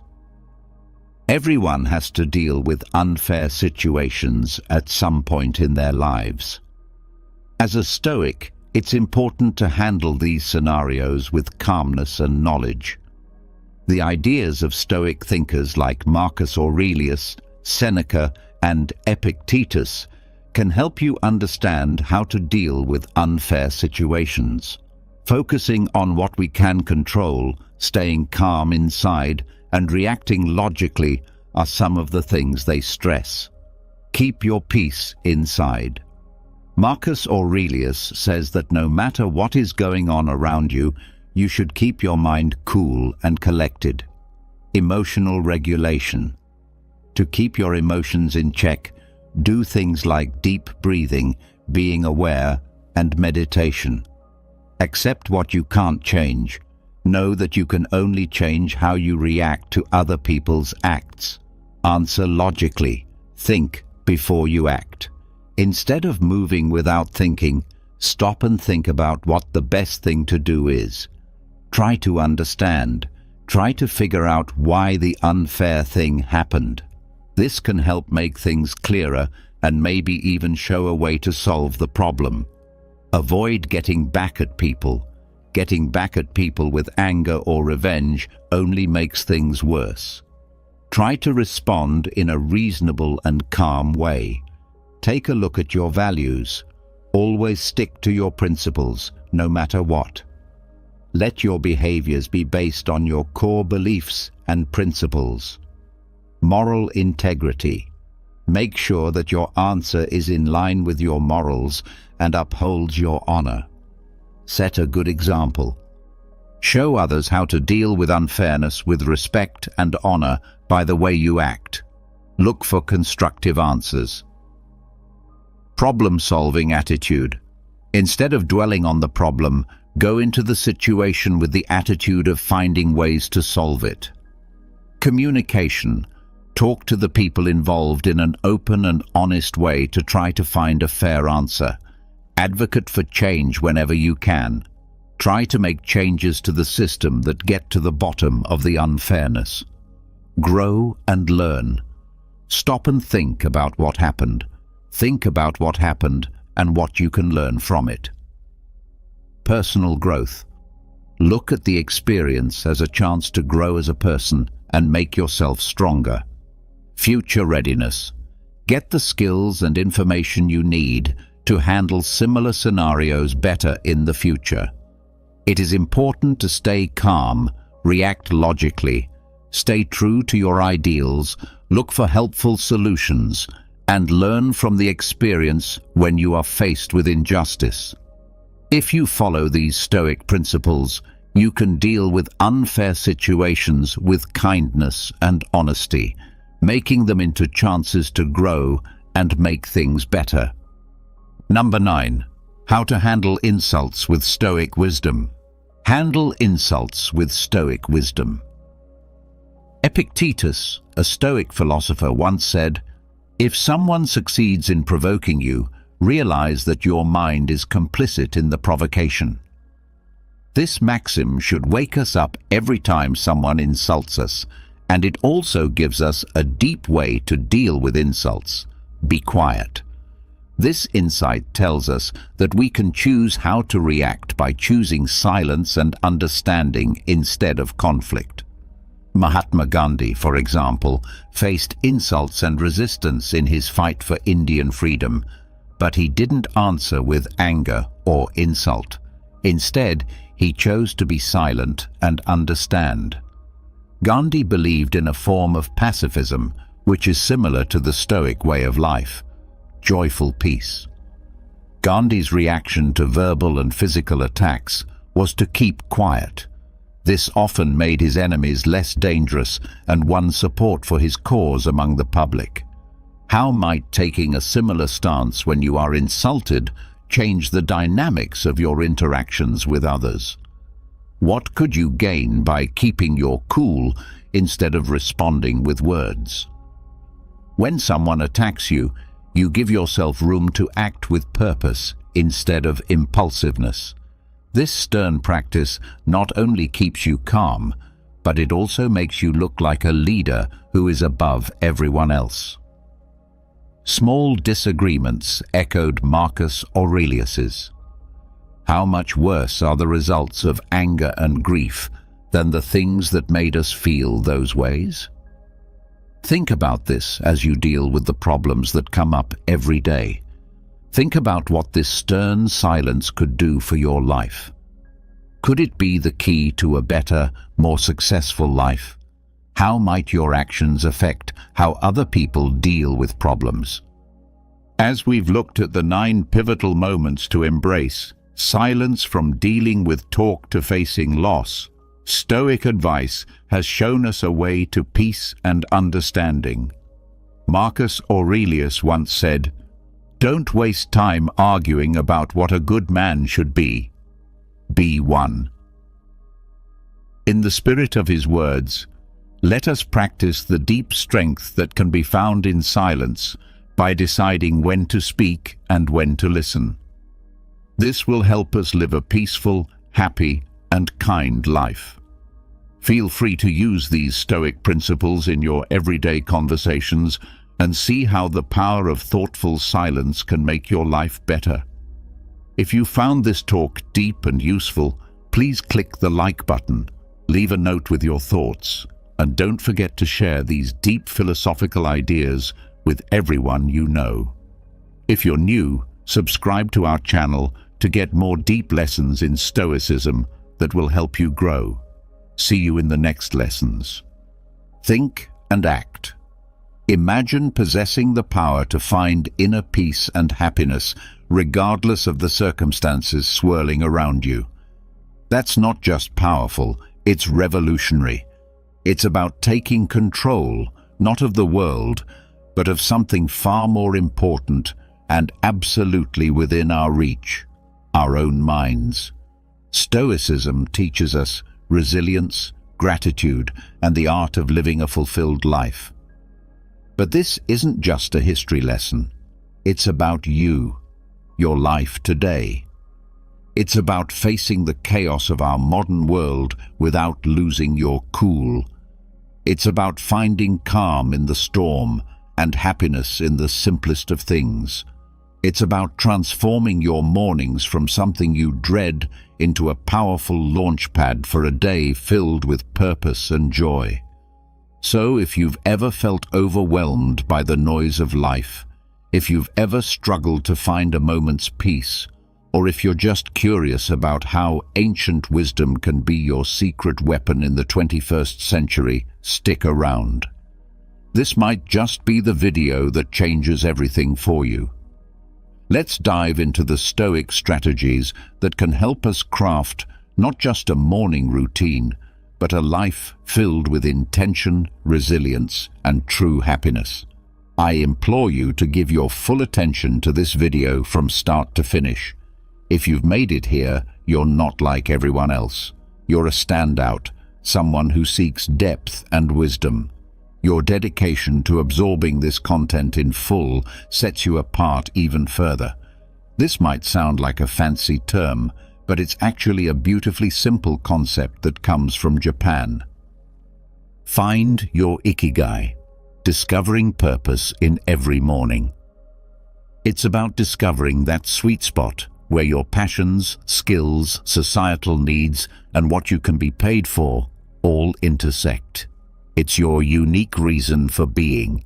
Imagine waking up each morning fueled by a clear purpose that excites you, something that makes the thought of hitting snooze just irrelevant. Marcus Aurelius wasn't just about enduring life's hardships with a stiff upper lip. He was deeply invested in the idea that we're all here to play our part, to contribute something meaningful. He urged us to approach each day as an opportunity to fulfill our role with integrity and passion. Now think about that in the context of ikigai. It's not just about finding what you love, it's about aligning it with what the world needs and what you're good at. That's where the magic happens. But how do you start uncovering your ikigai? It begins with some introspection. Ask yourself, what am I passionate about? What am I good at? What does the world need from me? What can I get paid for? It's okay if the answers don't come to you right away. This is about the journey, exploring different facets of your life and interests and seeing where they converge. This quest for your ikigai isn't just some fluffy, feel-good exercise. It's about setting the foundation for a life that's rich in meaning and satisfaction. When you align your daily actions with your deeper purpose, even the mundane tasks gain significance. Your relationships start to flourish because you're more present and engaged. Your creativity soars because you're aligned with your true passions. And overall happiness? Well, it becomes more of a constant companion than a fleeting visitor. So as you think about setting your alarm for tomorrow morning, consider what ikigai means for you. What could be so compelling that you'd leap out of bed, eager to start the day? Remember, this isn't about overnight transformation. It's a process, a gentle unfolding. And as Marcus Aurelius would remind us, it's about doing the work day by day with dedication and honor. Finding your ikigai isn't just about personal fulfillment. It's about embracing your role in the larger tapestry of life, contributing your unique thread to the ever-evolving human story. The ancient Stoics, particularly Marcus Aurelius, were big on the idea that our actions should be purposeful, not just random acts thrown into the wind, but deliberate steps guided by our inner compass. Prepare the night before, setting the stage for success. This philosophy extends beautifully into how we prepare for the day ahead, starting the night before. Here's the deal. The quality of your morning begins with how you spend your evening. It's tempting to binge-watch your favorite series until the wee hours or scroll through social media until your eyes blur. But let's pause and consider how that sets you up for the next day. Your brain needs time to unwind, to process the day's events, and to recharge for what's ahead. That's where a solid pre-sleep routine comes into play. Imagine treating your evening routine with the same respect and intention as you would any other important aspect of your life. This isn't about rigid self-discipline that sucks the joy out of your evenings. It's about creating a space that supports your well-being and aligns with your goals for the next day. For instance, limiting screen time an hour before bed isn't about denying yourself relaxation. It's about giving your mind the cue that it's time to wind down, making it easier to fall asleep and wake up feeling refreshed. Planning a bit for the next day can also be a game changer.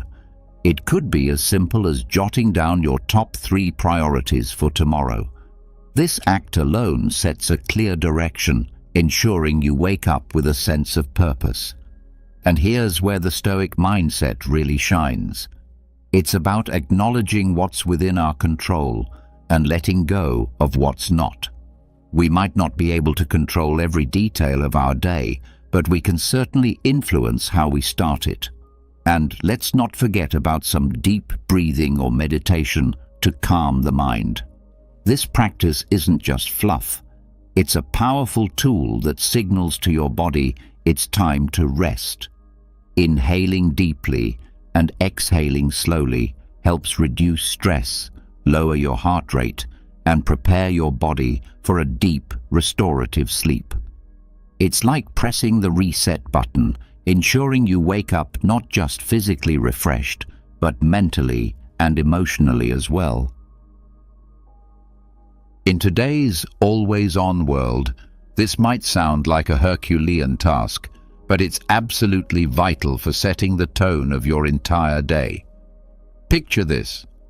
The first moments of your morning untainted by the digital clamor of emails, social media notifications, or the buzzing news cycle. It's just you, your thoughts, and the serene quiet of the dawn. That's not just refreshing, it's empowering. Marcus Aurelius was a strong advocate for living with intention and focus. He wasn't distracted by the notifications of ancient Rome. Avoid morning distractions, embracing serenity. And believe me, he had his share of distractions. Instead, he emphasized the importance of concentrating on the present moment and the task at hand.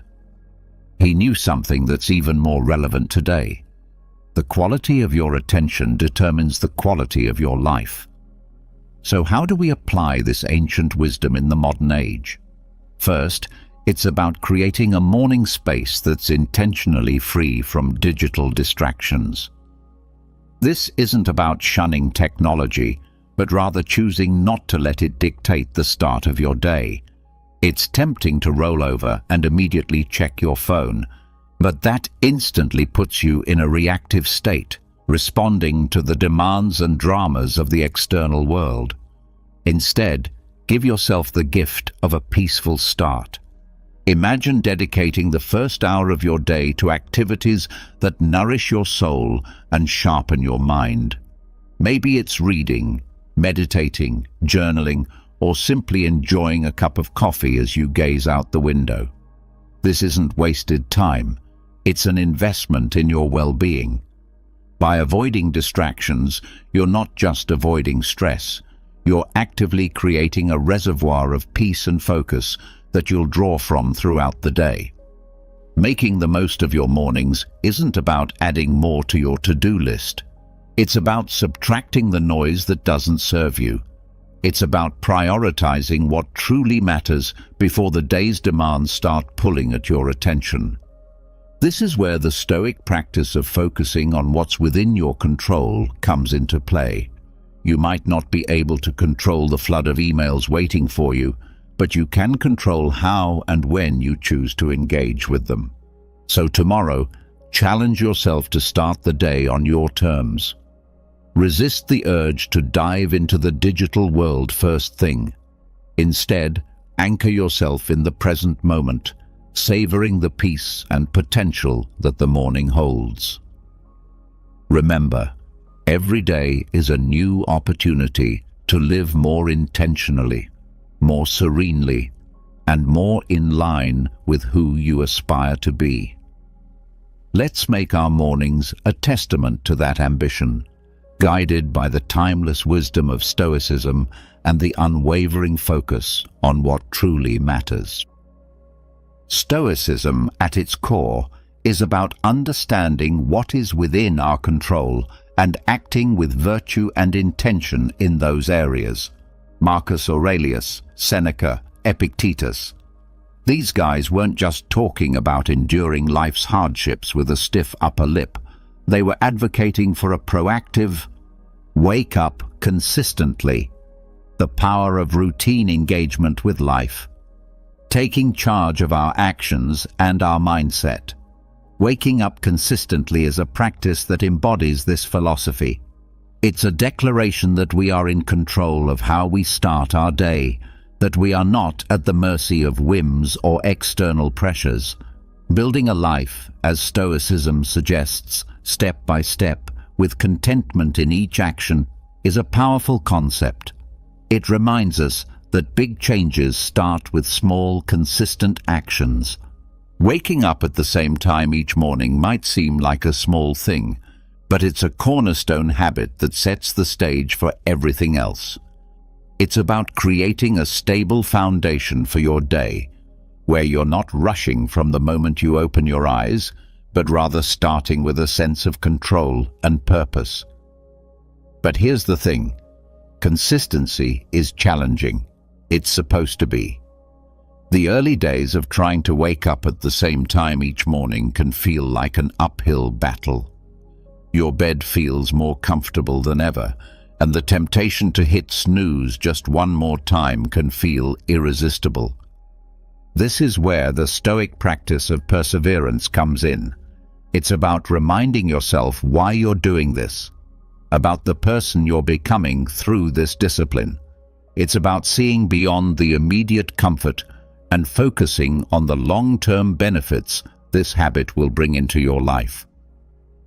Becoming a morning person, then, is not just about the mornings themselves. It's about embodying the qualities that make you resilient, focused, and intentional throughout your day. It's a practice in self-mastery, in aligning your actions with your values, and in cultivating the kind of life you want to live, one morning at a time. So how do we make consistency our ally? Start by setting a clear intention the night before. Remind yourself why waking up at a specific time is important to you. Is it to have more quiet time in the morning for reading or meditation? Is it to exercise or simply to start your day in a more relaxed and controlled manner? Then create an environment that supports this habit. Maybe it's going to bed a bit earlier to ensure you get enough sleep, or keeping your curtains slightly open to let the natural light wake you up gently. And when it gets tough, remember the Stoic belief in the power of our own will and the importance of acting according to our principles.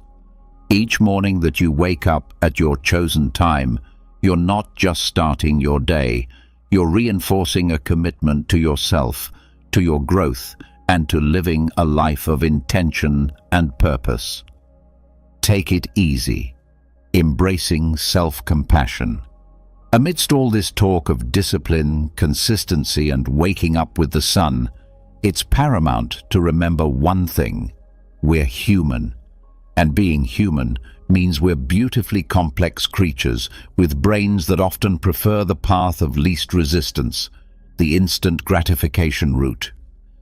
This is precisely why embarking on new habits, like transforming our mornings, can initially feel like an uphill battle. Yet there's something incredibly freeing in acknowledging this fact. It's not a flaw, it's just part of the human experience. Now, let's channel some Stoicism into this concept. Stoicism teaches us the importance of self-compassion and understanding alongside its calls for discipline and resilience. Marcus Aurelius, in his personal writings, often reminded himself to be patient and forgiving with his own shortcomings. He knew that berating oneself for every slip-up was not the path to growth. Instead, he advocated for recognizing our errors, learning from them, and then letting them go. This approach is crucial when we're trying to cultivate new morning routines, or any habit for that matter. Those first few days or even weeks can be tough. Your alarm goes off, and every fiber of your being wants to stay cocooned in the warmth of your bed. And let's be honest, there will be days when you'll give in to that desire. That's okay. The key is what you do next. Do you beat yourself up, spiraling into a cycle of guilt and self-criticism? Or do you take a breath, forgive yourself, and see the next morning as a fresh opportunity to try again? Forgiveness and patience with ourselves are not signs of weakness. They're indicators of strength and wisdom. They mean we're in it for the long haul, ready to navigate the ups and downs with grace. This Stoic practice of self-compassion is about understanding our nature, working with it, and gently nudging ourselves towards the habits and life we aspire to. Moreover, taking it easy isn't about making excuses or allowing ourselves to perpetually fall short of our goals. It's about recognizing that growth is a process, filled with learning curves and setbacks. It's about understanding that each new day brings with it a new set of challenges and opportunities, and it's in this daily renewal that we find our strength and resilience. So as you work on embracing those early mornings, or any new habit, remember to take it easy on yourself. Celebrate the small victories, learn from the setbacks, and approach each day with a heart ready to try again. Small acts of discipline.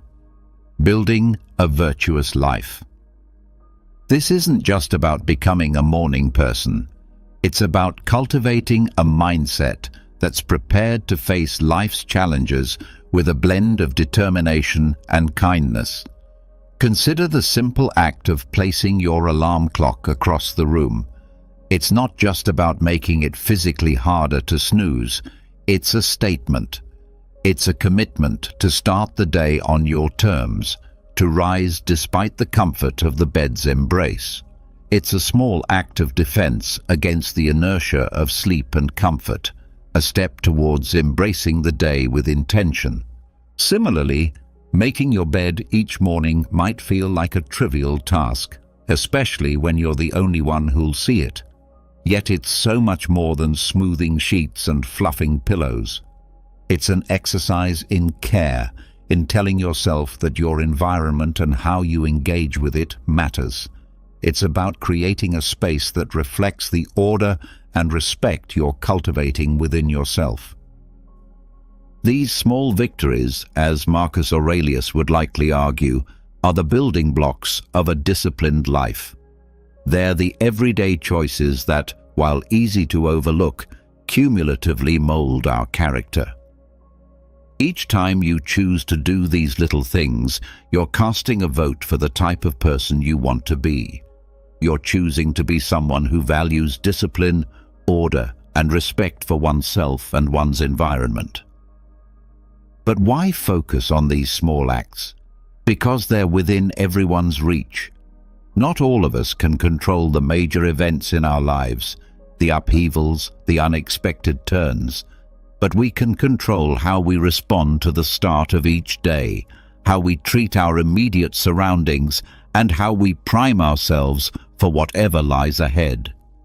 This is Stoicism in action, focusing on what's in our power to control and letting go of what isn't. Moreover, these practices aren't just about building discipline for discipline's sake. They're about cultivating a mindset that's prepared for life's bigger challenges. If you can commit to these small acts of discipline, you're training yourself to uphold your commitments in more significant areas. You're sharpening your ability to follow through, to remain steady in the face of adversity, and to approach life with a calm, collected demeanor, qualities that define the Stoic ideal. So as you consider the role of discipline in your life, start small. Look for those everyday opportunities to practice self-control and order. Remember, it's in these moments, in the quiet of the morning, when you decide to rise and face the day with intention, that your character is forged. Accountability partners. Sharing the journey. These practices are not just chores or tasks, they're rituals, imbuing your day with purpose and your life with a sense of direction and meaning. The idea here is simple, yet profoundly impactful. Sharing your goals with someone who not only supports you but also holds you accountable can significantly amplify your chances of success. It transforms a personal journey into a shared adventure, making the path to fulfilling your morning routine and ultimately your life's purpose less daunting and more enjoyable. Think of your accountability partner as your ally in the pursuit of self-improvement. This person is there to remind you of your commitments when the warmth of your bed feels too comforting to leave in the early hours. They're there to encourage you when progress seems slow and to celebrate your victories, no matter how small. This relationship is a two-way street. It's about mutual support and encouragement, grounded in the understanding that we're all striving to be the best versions of ourselves. The Stoics, including Marcus Aurelius, Seneca, and Epictetus, often emphasize the importance of community and relationships in the development of character and virtue. They believed in the power of wisdom shared, in learning from one another, and in the strength that comes from knowing you're not alone in your struggles.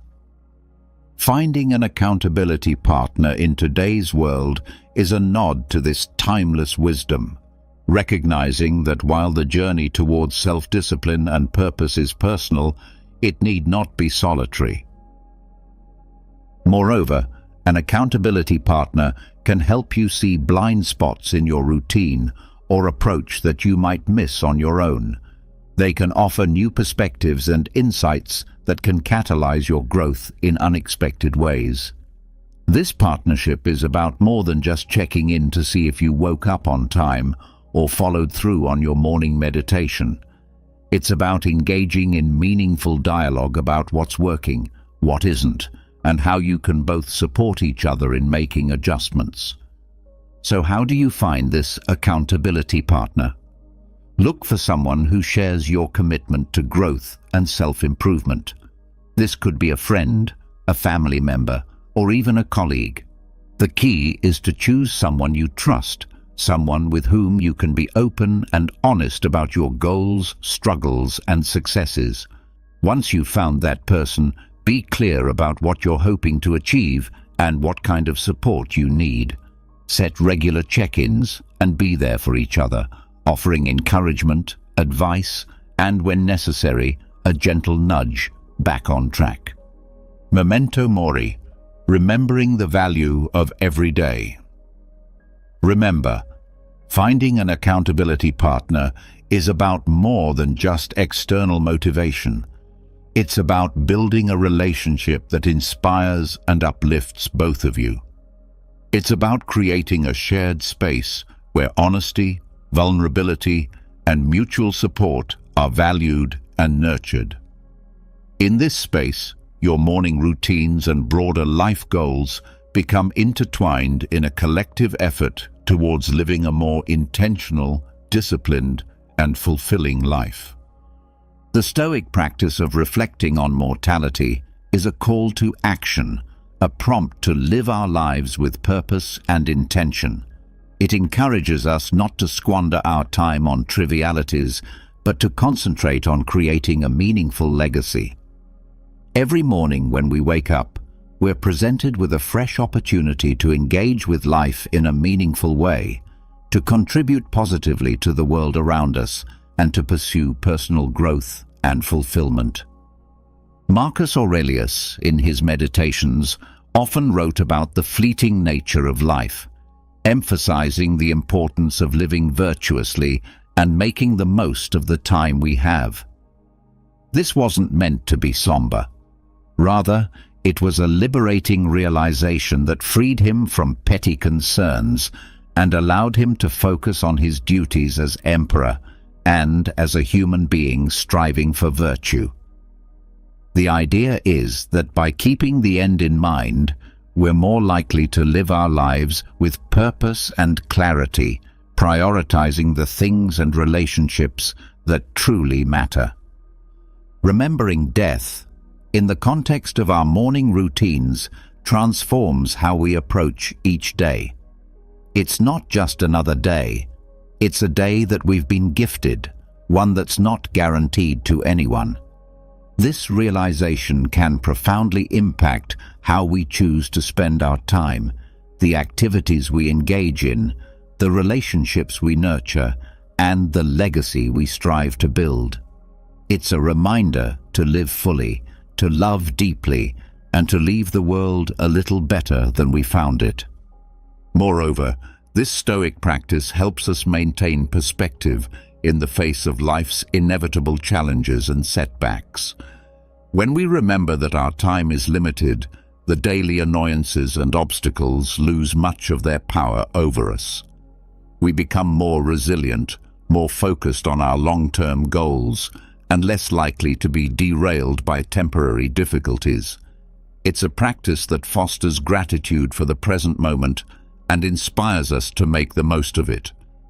So how can we incorporate this Stoic principle into our daily lives? It begins with a moment of reflection. Practice negative visualization, preparing for challenges. Each morning, consider the day ahead as a blank canvas, an opportunity to contribute positively to your life story and to those around you. Ask yourself, if this were my last day, would I be proud of how I'm choosing to spend it? This doesn't mean living in a constant state of existential crisis, but rather cultivating a deep appreciation for the now, for the opportunity to live, learn, and love. In embracing the Stoic practice of remembering death, we're not focusing on the end, but on the present and how we choose to live each day. It's a powerful antidote to complacency and a reminder to live our lives with intention, purpose, and gratitude. So let's greet each morning with the awareness that it is a gift, an opportunity to craft a life that's rich in meaning and aligned with our deepest values. This is the essence of living stoically, of making the most of our finite time in this world to create a legacy that endures. We're often told to focus on the positive, to visualize success and happiness in order to attract them into our lives. However, the Stoics, in their profound wisdom, offer a different perspective that's not only practical, but incredibly empowering.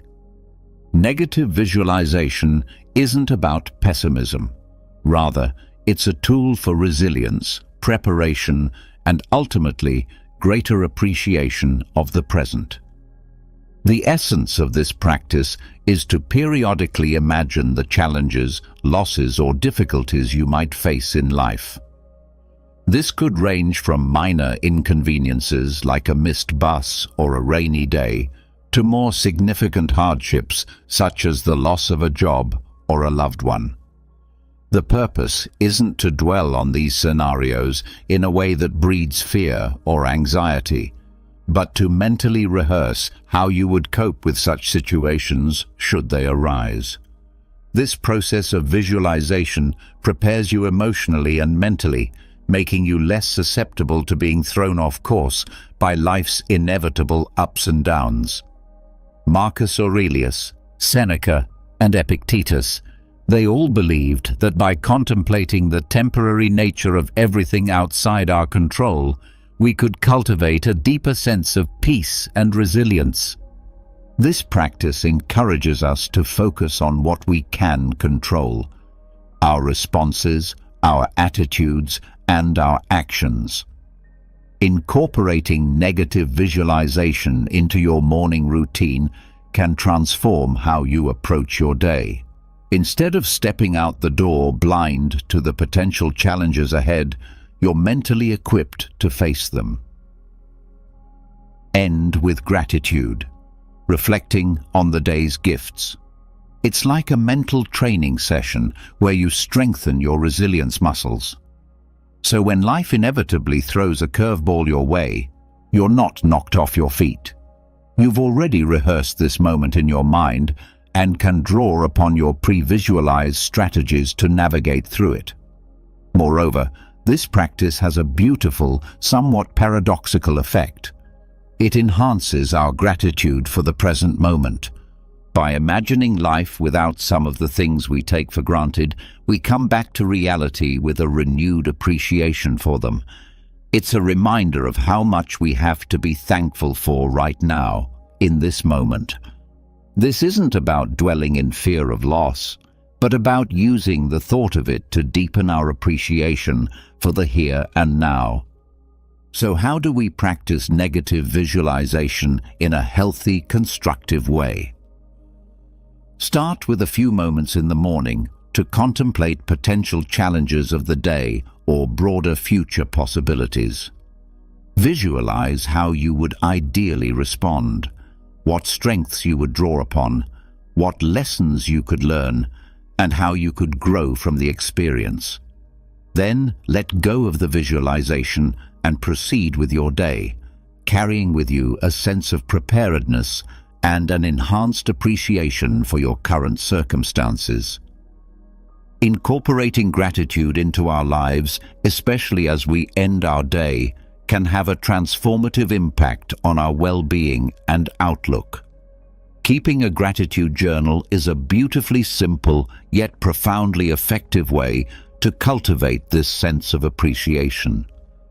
It's about taking a few moments before we sleep to reflect on the day and jot down a few things we're grateful for. This could be anything from a kind gesture from a stranger, a beautiful sunset, the completion of a challenging task, or simply the comfort of our bed waiting to embrace us at the end of a long day. The act of writing down what we're grateful for shifts our focus from what's lacking in our lives to the abundance that's already present. It's a practice that aligns perfectly with Stoic teachings, which emphasize focusing on what we have rather than what we don't, on what's within our control rather than what isn't. This shift in perspective not only sets the stage for a peaceful night's sleep, free from the turmoil of unfulfilled desires or lingering frustrations, but it also primes our minds to begin the next day with a sense of purpose and appreciation. But why end the day with gratitude? Because it allows us to close our day on a note of positivity, regardless of the challenges we may have faced. It's a way of reaffirming the good in our lives, of finding peace even in turmoil, and of nurturing a mindset that sees opportunities for growth and joy in every circumstance. This nightly practice of gratitude creates a ripple effect, influencing not just how we sleep, but how we wake up and approach our mornings. It transforms our first thoughts of the day from groans over the alarm clock to a quiet anticipation of what the new day holds, what new things we might discover to be grateful for. Moreover, this practice of appreciating our life extends beyond our personal sphere. It enhances our relationships as we become more attuned to the value of those around us and more expressive of our appreciation for their presence in our lives. It deepens our connection to the world as we become more observant of and thankful for the beauty and wonder that surround us, often in the most mundane moments. So as we consider the multitude of strategies to enrich our mornings and, by extension, our lives, let's not overlook the power of ending our day with gratitude. It's a practice that embodies the Stoic pursuit of a good life, one marked not by external achievements or material possessions, but by inner peace, contentment, and a deep-seated appreciation for the present moment. As we wrap up this journey through the 10 strategies inspired by Stoicism, it's clear that each step, each practice, is more than just a task. It's a pathway to cultivating a life of intention, resilience, and profound gratitude. Embracing these practices doesn't mean every day will be perfect, but it does mean that every day will be met with a stronger, more grateful, and more resilient you. You have within you the power to transform not just your mornings, but your entire life into a reflection of the Stoic ideals of virtue, wisdom, and contentment. Remember, this is just the beginning.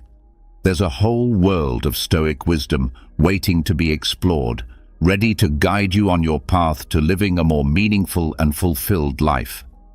If you found this journey enlightening and are curious to dive deeper into the Stoic way of life, I encourage you to check out our playlist right here on the screen. It's packed with insights, stories, and practical tips to help you embrace the full richness of Stoic philosophy. Don't forget to like and subscribe to the channel for more content. Please leave your comments and share your experiences. Let's embark on this journey of growth, resilience, and fulfillment together. Here's to mornings filled with purpose, days lived with intention, and a life brimming with gratitude. Thank you for being part of this community. See you soon. Have you ever been stopped by someone who just couldn't believe your age? Maybe they thought you were years, if not a decade, younger than you actually are. At first, it might seem like just a compliment, But what if I told you that looking younger than your age isn't just about good genes or skin care? It's a sign, an indicator of something much deeper, something hidden within your psychology, your mindset, and even your life choices. People who look younger often share distinct psychological traits, and today I'm about to reveal what they are. If you've ever been told you don't look your age, pay close attention because this might explain why. Before we begin, make sure to hit that like button and subscribe because I'll be sharing more eye-opening content like this and you don't want to miss out. 1. You have an unbreakable spirit. Have you ever noticed how some people go through the worst storms in life, yet still manage to look untouched by time? They face heartbreak, betrayals, financial struggles, and personal losses. But when you look at them, you'd never guess the battles they've fought. Their secret, an unbreakable spirit. Your mind controls your body more than you think. The weight of stress, anxiety, and emotional burdens doesn't just exist in your thoughts. It carves itself into your skin, your posture, and even the way you carry yourself. People who seem to defy aging are not just lucky. They have learned how to master their emotions instead of letting their emotions master them. They understand one of life's most brutal truths. Stress is a silent killer, and it doesn't just take away your peace, it takes away your youth. Look at those who age prematurely. More often than not, they are people who have allowed stress to consume them. They dwell on their failures, hold on to grudges, and live in a constant state of worry. This mental state forces the body into survival mode, increasing cortisol levels, the stress hormone responsible for wrinkles, dull skin, and overall exhaustion. It doesn't just make you look older, it makes you feel older too. But then there are those who refuse to let stress dictate their lives. No matter what happens, they get back up. They take the blows, but they don't let the bruises remain. They have this deep-rooted resilience, a kind of mental toughness that keeps them from drowning in negativity. And guess what? Their faces reflect that strength. Their skin remains vibrant, their eyes stay full of life, and their presence radiates energy. If you've ever been told that you look younger than your age, ask yourself, are you someone who keeps moving forward despite hardships? Do you laugh in the face of adversity instead of letting it break you? If so, you may have cracked the ultimate secret to agelessness, not just in appearance, but in spirit. And if you haven't yet mastered this, the best time to start is now. Let go of what you cannot control. Find strength in your struggles. Refuse to be defeated, because while life will try to wear you down, only you have the power to decide whether it leaves a mark on your soul or your face. 2. You embrace change instead of fearing it. Have you ever met someone who, despite their age, has this unstoppable energy, the kind that makes you question if time even affects them? They move through life with excitement, curiosity, and openness that seems almost childlike. These are the people who have discovered the ultimate key to staying young, embracing change instead of fearing it. Stubbornness is one of the fastest ways to age, mentally, emotionally, and physically. When people resist change, they trap themselves in cycles of stress, frustration, and stagnation. Their minds grow rigid, their habits repetitive, and their bodies begin to reflect the weight of their unwillingness to adapt. This resistance doesn't just affect their mood, it manifests in their posture, their expressions, and even the way they carry themselves. You've probably seen it, the frown lines, the stiffness, the energy of someone who is simply existing rather than truly living. Now think about those who seem ageless, even in their 50s, 60s or beyond. They are the ones who don't let time define them. Instead of clinging to the past, they welcome new experiences. Instead of saying, "I'm too old for this," they say, "Why not?"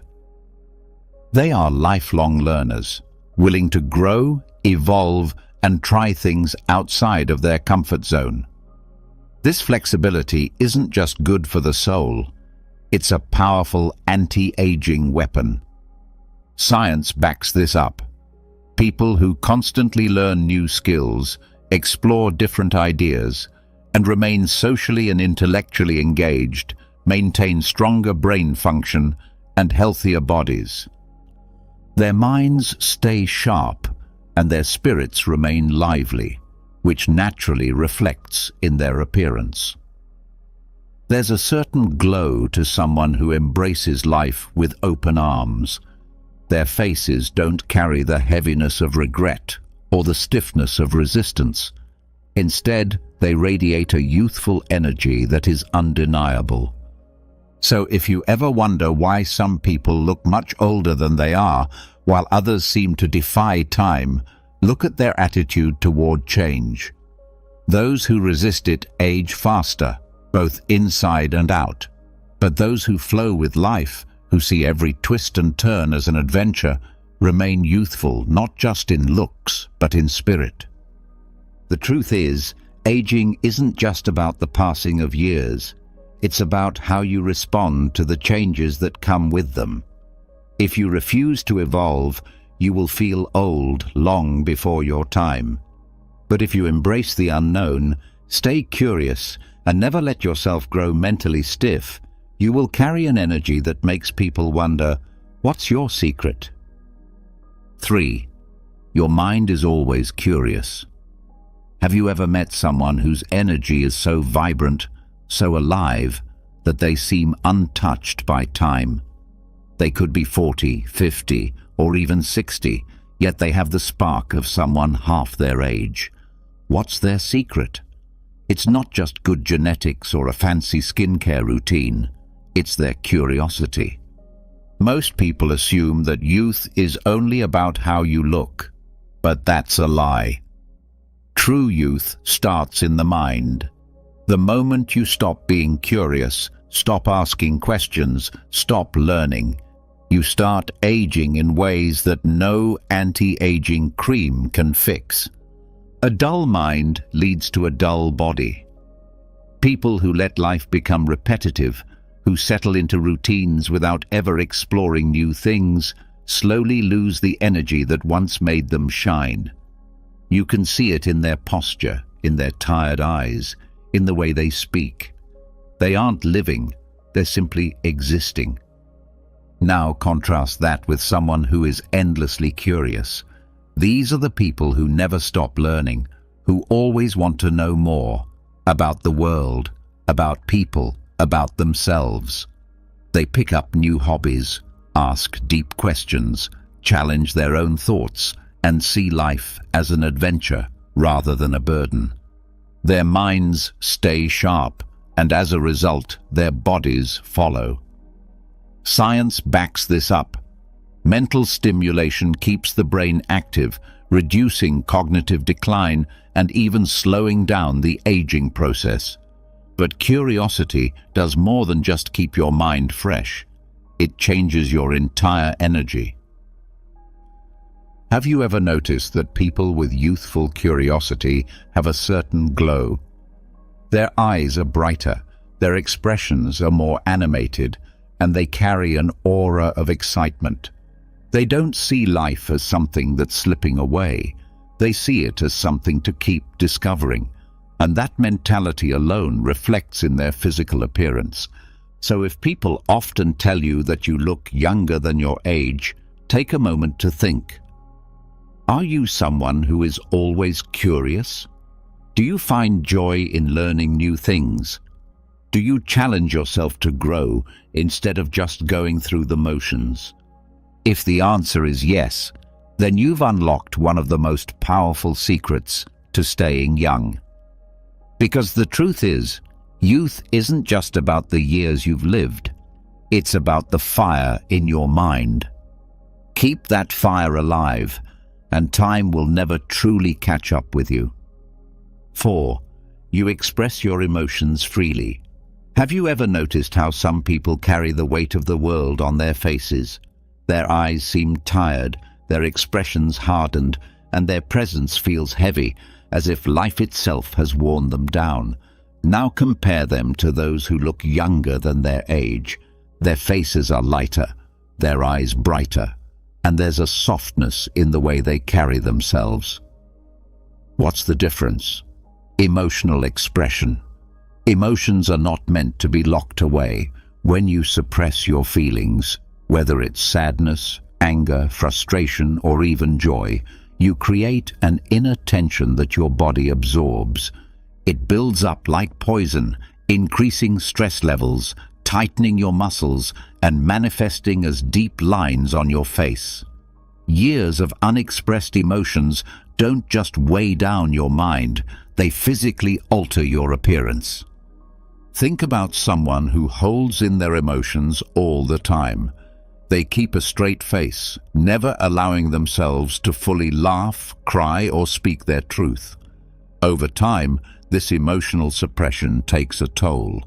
Stress hormones like cortisol rise, accelerating aging by damaging skin elasticity, draining energy, and even weakening the immune system.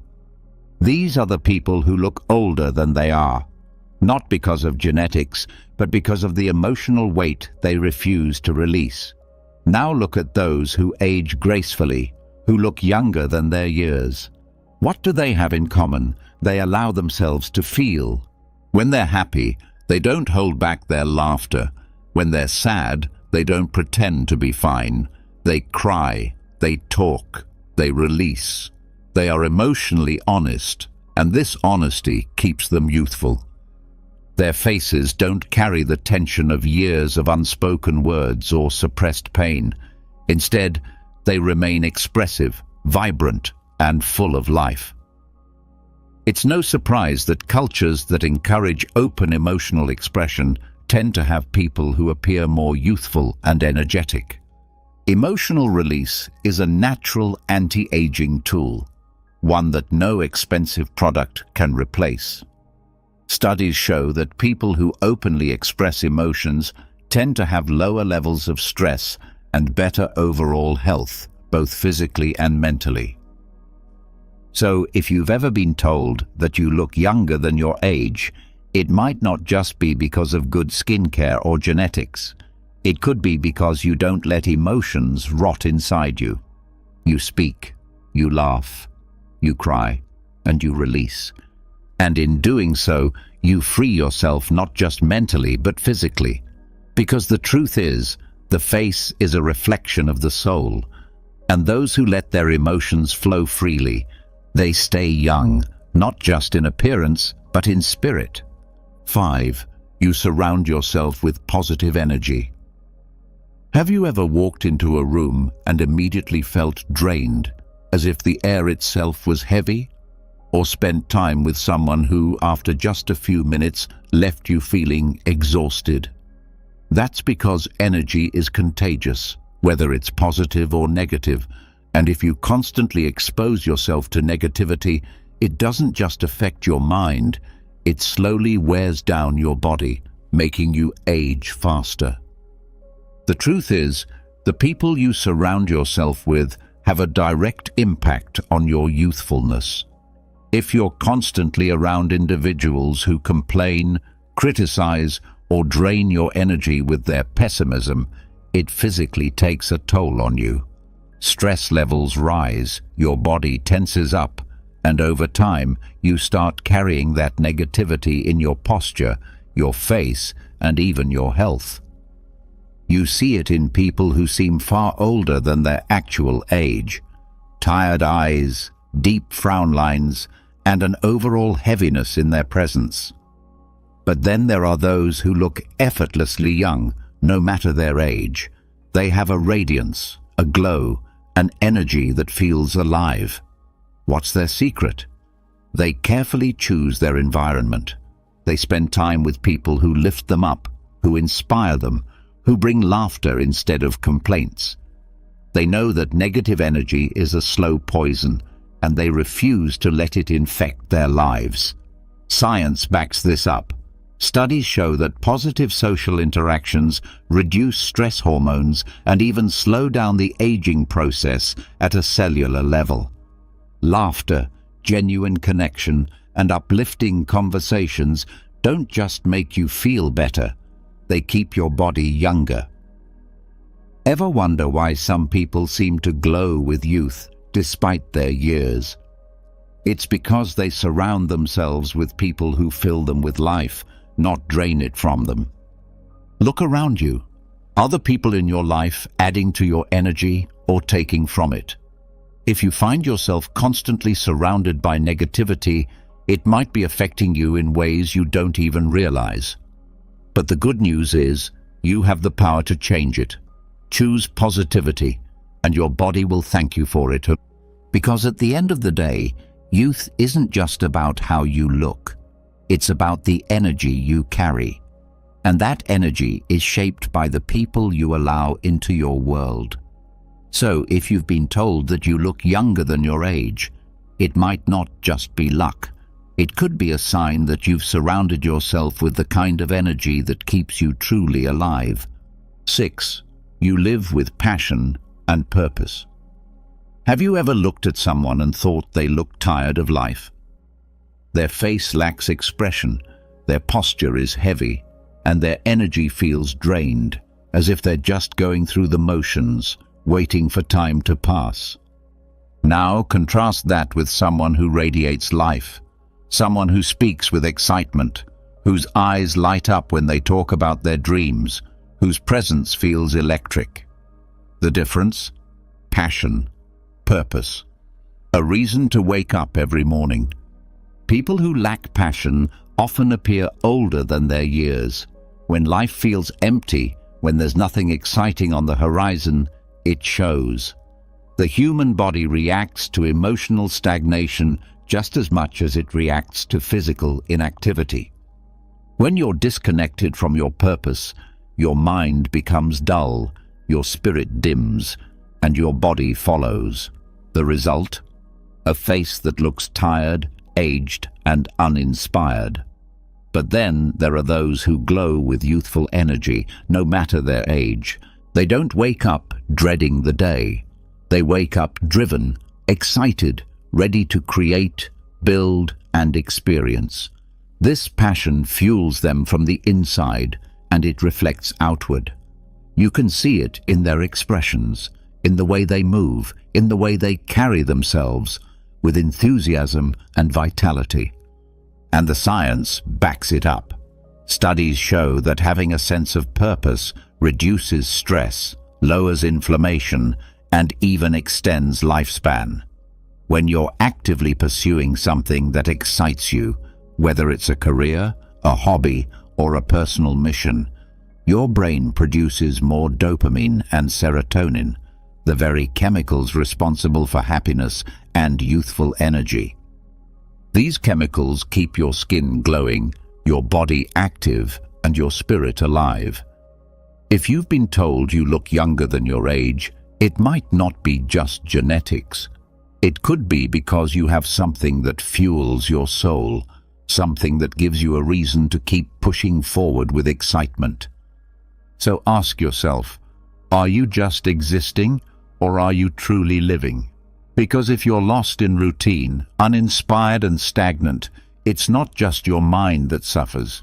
Your body will show it too. But if you have passion, if you have a goal that ignites your spirit, you will carry an energy that defies age itself. Because in the end, youth isn't about how many years you've lived. It's about how alive you feel inside. And those who live with passion, they never truly grow old. 7. You let go of the past. Have you ever seen someone who carries the weight of their past on their face? Their eyes seem distant, their expression tired, as if they are trapped in memories they can't escape. The truth is, holding on to regret, resentment, or guilt doesn't just affect your mind, it physically changes you. It burdens your body, increases stress, and over time, it makes you age faster than you should. The past is heavy. Every unresolved conflict, every painful memory, every mistake you replay over and over again. It all takes a toll on your health, both mentally and physically.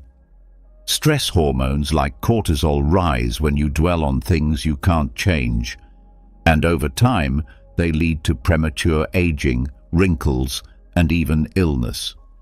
People who hold on to bitterness often develop a hardened, worn-out look, as if life itself has drained them. And in a way, it has. But then there are those who seem light, vibrant, and effortlessly young, no matter their age. What's their secret? They don't let the past define them. They've made peace with what's behind them. They understand that carrying old pain only hurts them, not the people who caused it. Instead of clinging to regret, they focus on the present. Instead of living in past mistakes, they choose growth, healing, and freedom. Science supports this. Studies have shown that people who practice forgiveness and mindfulness have lower levels of stress, better immune function, and even a longer lifespan. When you let go of grudges and regrets, your body follows suit. It releases tension, repairs itself, and allows you to maintain a youthful, radiant presence. If you've been told that you look younger than your age, it might not be just genetics. It could be because you refuse to let the past weigh you down.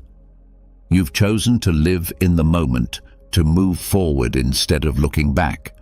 And that mindset, it keeps you young inside and out. So ask yourself, what are you still holding on to? Is it anger, guilt, resentment? Whatever it is, it's not just hurting your soul, it's aging you. But the moment you decide to let go, to stop carrying what no longer serves you, you'll feel something incredible, lighter, freer, younger. Because in the end, the past is a burden, and those who release it, they carry a glow that time can't touch. So if you've ever wondered why you look younger than your age, now you know. It's not just about genetics, but about your mindset, your lifestyle, and your energy. And if you don't look younger yet, maybe it's time to adopt these powerful psychological habits. If you found this video insightful, don't forget to hit that like button and subscribe for more content that reveals the hidden truths about life and psychology. Share this with someone who always gets mistaken for being younger. They might find it just as fascinating as you did. And now, tell me in the comments, what's the craziest age mistake someone has made about you? I'd love to hear your stories. Stay youthful, stay powerful. Have you ever felt like someone's words or actions ruined your entire day? Maybe it was a rude comment, a thoughtless gesture, or even just an unexpected inconvenience. It's frustrating, isn't it? But here's the truth. No one has the power to control your emotions unless you let them. What if you could stay calm and unshaken no matter what life or anyone else throws your way? Imagine walking through your day with a sense of peace so strong that even the most irritating situations couldn't rattle you. That's not just wishful thinking, it's emotional mastery. In this episode, we're diving into 10 transformative lessons that will help you stop reacting impulsively, let go of anger, and regain control over your emotions. These lessons aren't about ignoring your feelings or pretending not to care. They're about building the mental strength to navigate life's challenges with grace and clarity. Whether it's dealing with criticism, setting boundaries, or learning to let go of grudges, you'll discover practical tools to protect your peace and live with confidence. By the end of this episode, you'll have the mindset and strategies you need to stay unbothered, even in the most difficult situations. So, if you're ready to unlock the secret to emotional freedom and live a life where no one else can control your mood, let's get started. Your journey to mastering your emotions begins now. 1. Understand that your reactions are your choice. Picture this. You're in the middle of a peaceful day, maybe sipping coffee or walking through the park, when suddenly someone says something rude or inconsiderate. Your calm vanishes, replaced by anger or frustration. You think, why did they ruin my day? But here's the truth. They didn't. You did. Your emotions are your responsibility, not theirs. No one has the power to control how you feel unless you hand that power to them. Think of it this way. The world can throw challenges at you, but only you decide how to react. Let me offer a fresh perspective. Imagine you're wearing noise-cancelling headphones in a busy city. The chaos of honking cars and loud conversations doesn't disappear. It's still there. But it doesn't reach you. Mastering your reactions works the same way. You don't have to let the noise of other people's behavior invade your peace. A wise thought captures this beautifully. Between stimulus and response, there is a space. In that space lies our power to choose our response. In our response lies our growth and our freedom. When someone cuts you off in traffic or criticizes your work unfairly, it's easy to blame them for your anger. But what if, instead of reacting, you paused? In that pause, you find power. The power to choose calm over chaos, strength over impulsiveness. Here's a real-world example. Imagine your coworker dismisses your idea during a meeting. Instead of snapping back or stewing in resentment all day, take a moment to breathe and reflect. Is this about me, or is it their own stress or bias showing? By reframing the situation, you neutralize its impact on your emotions. The beauty of this approach is that it's not about suppressing how you feel, it's about recognizing that your feelings are separate from your reactions. Anger, frustration, and disappointment are natural, but they don't have to dictate what you do next. Here's a simple strategy to start practicing this mindset. Pause and identify when you feel triggered. Pause and name the emotion you're experiencing. Anger, hurt, irritation. This breaks the automatic reaction cycle. Ask questions. Reflect on why you're feeling this way. Is it because of what happened or your interpretation of it? Choose your response. Decide how you want to act based on your values and long-term peace, not the heat of the moment. Imagine the freedom of walking through life unbothered by others' actions, the rude stranger, the thoughtless remark, the minor inconvenience. All of them lose their grip on you when you take control of your reactions. In every moment, you have a choice. You can let others dictate your emotions, or you can reclaim your power and protect your peace. The next time someone tries to push your buttons, remember, their behavior doesn't define you. Your reaction does, and in choosing calm, you gain not just emotional mastery, but true freedom. 2. Stop expecting people to behave like you. Have you ever been disappointed by someone who, when you find yourself in need, is nowhere to be found? Disappointment washes over you, and you think, how could they be so inconsiderate? I would never treat them this way. Here's the hard truth. People don't operate by your standards or values. They act based on their own. Expecting others to think, behave, or respond the way you would is like trying to control the weather. It's impossible and only leads to frustration. Think of it this way. Each person is walking their own path, shaped by their experiences, beliefs, and priorities. When someone does something that annoys or hurts you, it's often not a reflection of you, it's a reflection of them. Trying to change or control their behavior only leaves you feeling powerless. Instead of focusing on how others should act, focus on accepting them as they are. Let me give you an example.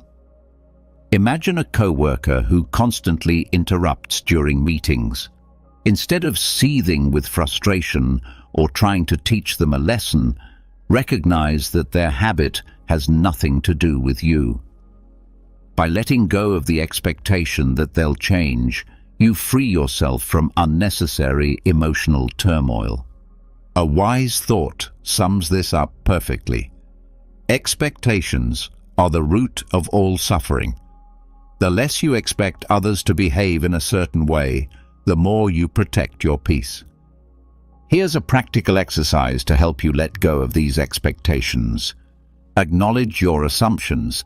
When someone upsets you, ask yourself, what was I expecting them to do? Challenge that expectation.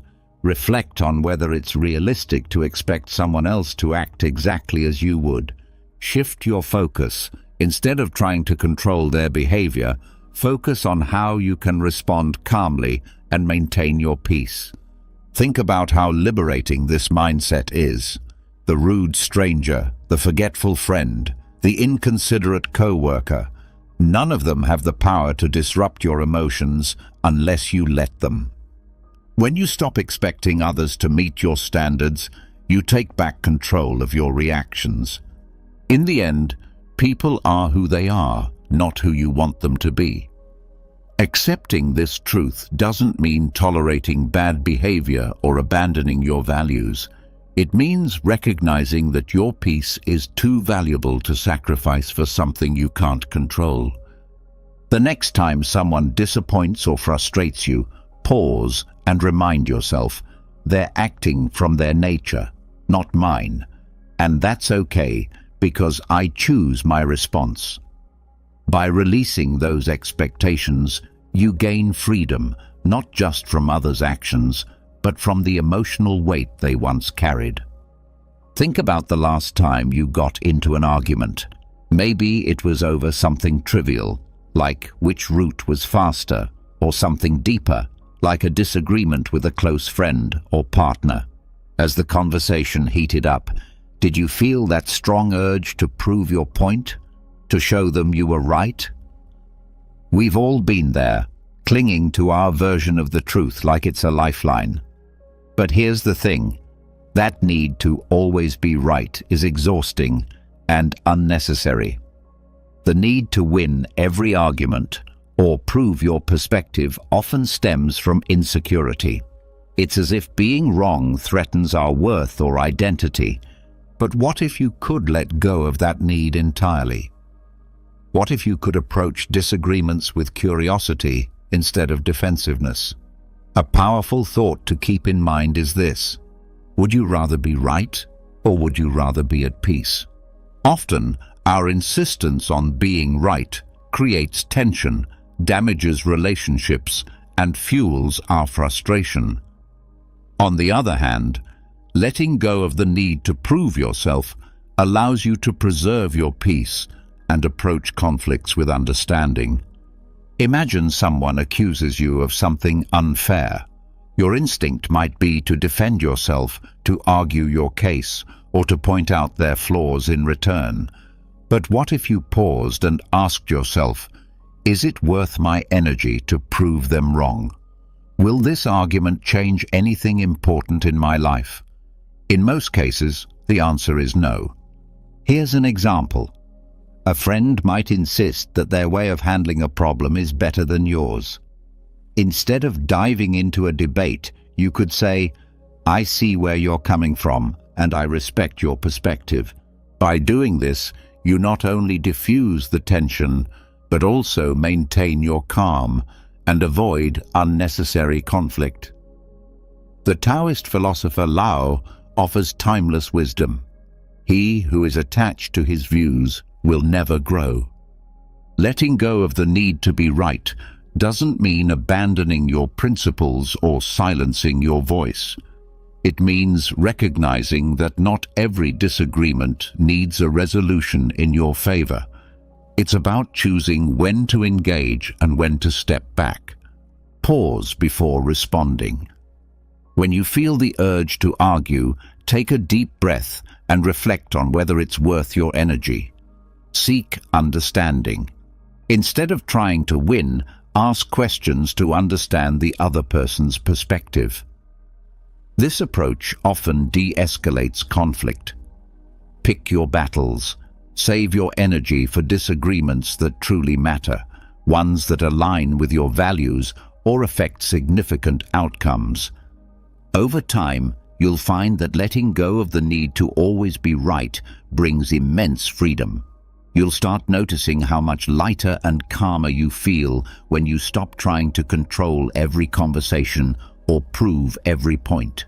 Arguments lose their grip on your emotions because you've chosen peace over pride. Remember, your value isn't tied to winning debates or proving your intelligence. It's in how you carry yourself, how you protect your energy, and how you maintain your inner peace. The next time you're tempted to argue, pause and remind yourself, being right won't make me happy, but being calm will. And in that moment, you'll experience the true power of letting go. Imagine this. You're excitedly sharing an idea, something you're truly passionate about, and someone interrupts with a dismissive comment. Their words cut deep, and suddenly, the confidence you felt disappears. Why does this happen? It's because we often let others' words define how we see ourselves. Here's the truth. Your worth isn't determined by someone else's opinion. It's not tied to their compliments, criticisms, or judgments. When you rely on others to validate you, you hand them the power to control your emotions. True emotional freedom comes when you take that power back.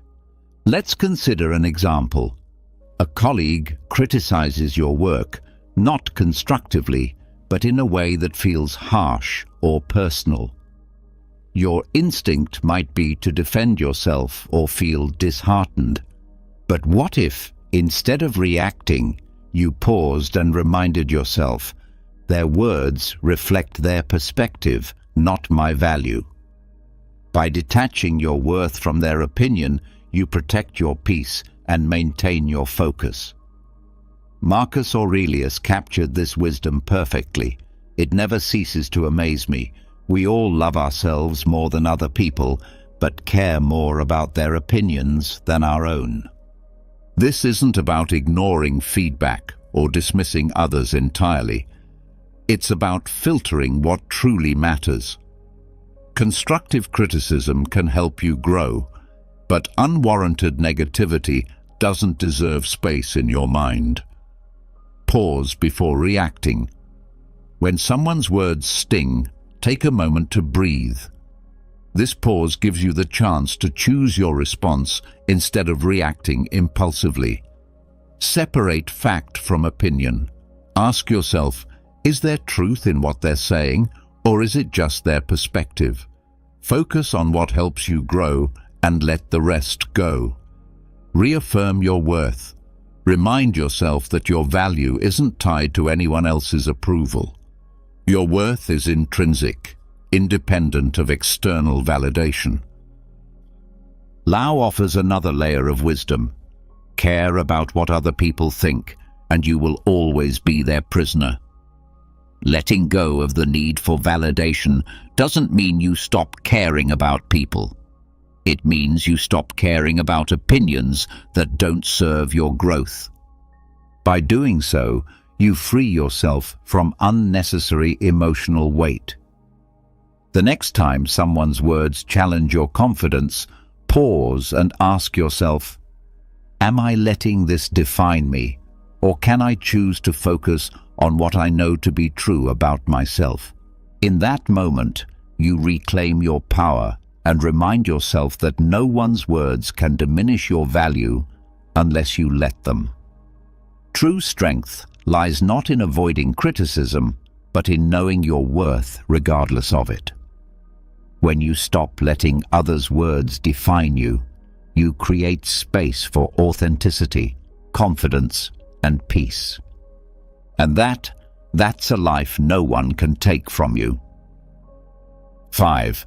Protect your energy by setting boundaries. Picture this. A friend calls you in the middle of your busy day, asking for help with something they could probably handle on their own. Or perhaps a coworker dumps a last-minute task on you, assuming you'll say yes. You feel the weight of obligation, but also the frustration of knowing this will disrupt your plans. Why is it so hard to say no? Here's the truth. Protecting your peace requires setting boundaries. And boundaries aren't selfish, they're necessary. Without them, you let others dictate your time, energy, and emotional well-being. Saying yes to everyone else often means saying no to yourself. A powerful reminder comes to mind. You can't pour from an empty cup. If you're constantly giving without protecting your energy, you'll find yourself burned out, resentful, and disconnected from your own needs. Boundaries are how you safeguard your emotional freedom while maintaining healthy relationships. Think about this. When someone oversteps your boundaries, it's not their fault. It's yours for not clearly defining and upholding them. People aren't mind readers, and unless you communicate what you're okay with, they'll continue to push, often unintentionally. Setting boundaries is a form of self-respect, and it also teaches others to respect you. Here's an example. Imagine you're always the person friends come to for advice, even late at night. You want to be supportive, but it's draining your energy. Instead of silently resenting them, you could say something like, "I care about you, but I need to keep evenings for myself to recharge. Let's talk tomorrow instead." This approach is firm yet kind, and it protects your peace without damaging the relationship. Epictetus reminds us, freedom is the ability to live as we wish. Living freely doesn't mean ignoring others' needs. It means deciding where your energy is best spent. Boundaries let you choose your priorities and ensure you're not giving more than you can handle. Here's how to start setting boundaries effectively. Be clear and honest. Communicate your limits calmly and directly. People are more likely to respect boundaries when they understand them. Use I statements. Focus on your needs rather than blaming others. For example, say, "I need some quiet time after work," instead of, "You're always bothering me." Stick to your boundaries. Once you set a limit, uphold it. Consistency shows others that you're serious about protecting your space. Lao offers another perspective. He who knows when to stop does not find himself in trouble. This wisdom reminds us that knowing your limits and respecting them prevents unnecessary stress and frustration. Boundaries aren't walls to shut people out. They're bridges to healthier, more balanced relationships.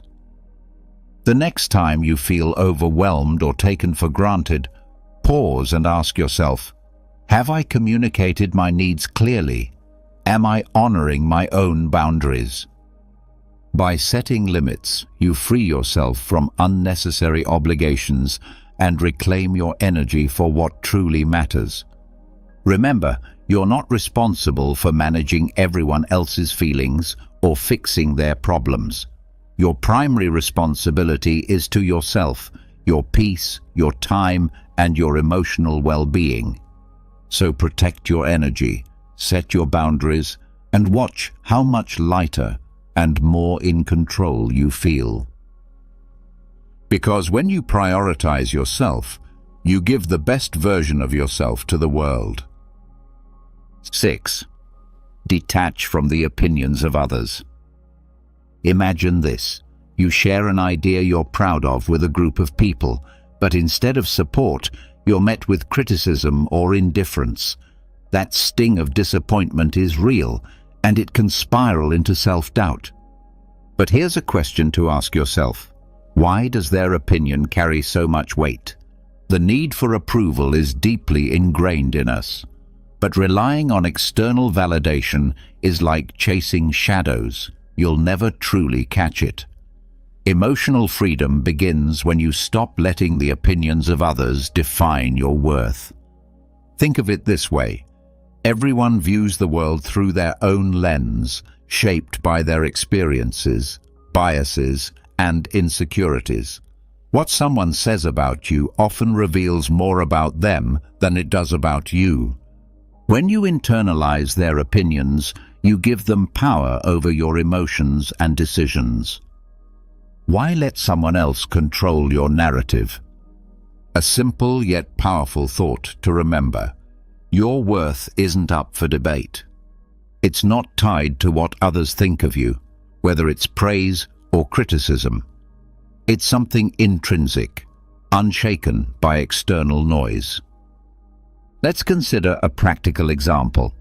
Imagine you're wearing a brand new outfit you love, and a coworker makes a passing remark. That's an interesting choice. You could let their comment ruin your confidence, or you could remind yourself that their opinion doesn't diminish your joy. When you detach from the need for approval, you free yourself to live authentically. The Stoic philosopher Epictetus said, "If you want to improve, be content to be thought foolish and stupid." This might sound harsh, but it's liberating. Growth often involves going against the grain or doing things others might not understand. Seeking approval can hold you back, while embracing your own path, even if misunderstood, sets you free. Here's how to start detaching from the opinions of others. Question their importance.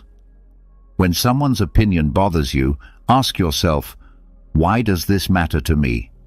What authority do they have over my life? Reaffirm your values. Focus on what matters to you, not what others expect. Ground yourself in your goals and principles. Practice letting go. When criticism or judgment arises, acknowledge it without clinging to it.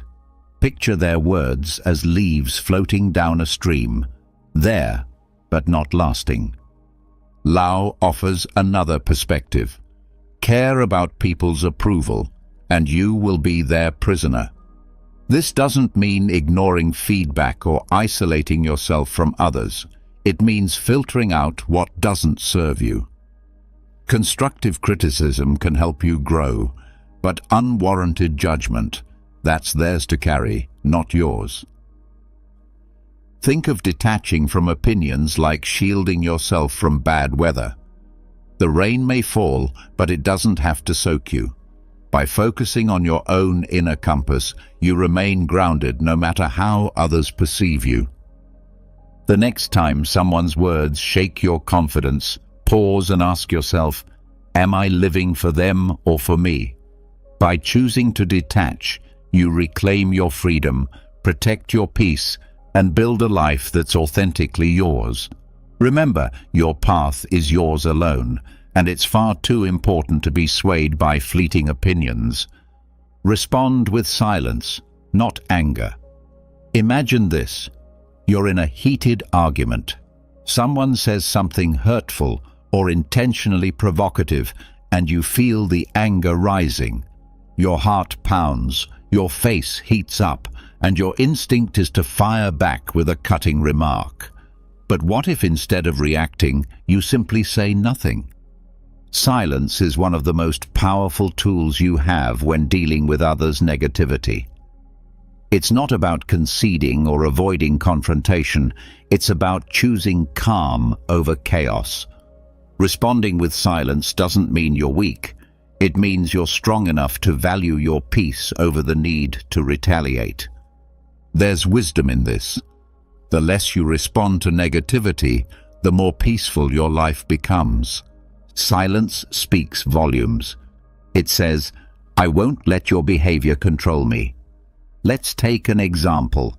Imagine someone at work undermines you during a meeting, trying to make you look bad in front of others. You have two choices: engage in a back-and-forth argument or pause and respond with silence. By staying silent, you deny them the reaction they seek and maintain your composure, showing everyone around you who truly holds the higher ground. The Stoic philosopher Marcus Aurelius said, "The best answer to anger is silence. Anger often seeks fuel to keep burning, and silence starves it. When you choose not to engage, you break the cycle of negativity and protect your emotional well-being." Think of silence as a shield. It deflects the noise without pulling you into the fight. Here's how to make silence your go-to response in moments of provocation. Pause before reacting. When someone says something provocative, take a moment to breathe. Silence creates space for clarity. Listen without defending.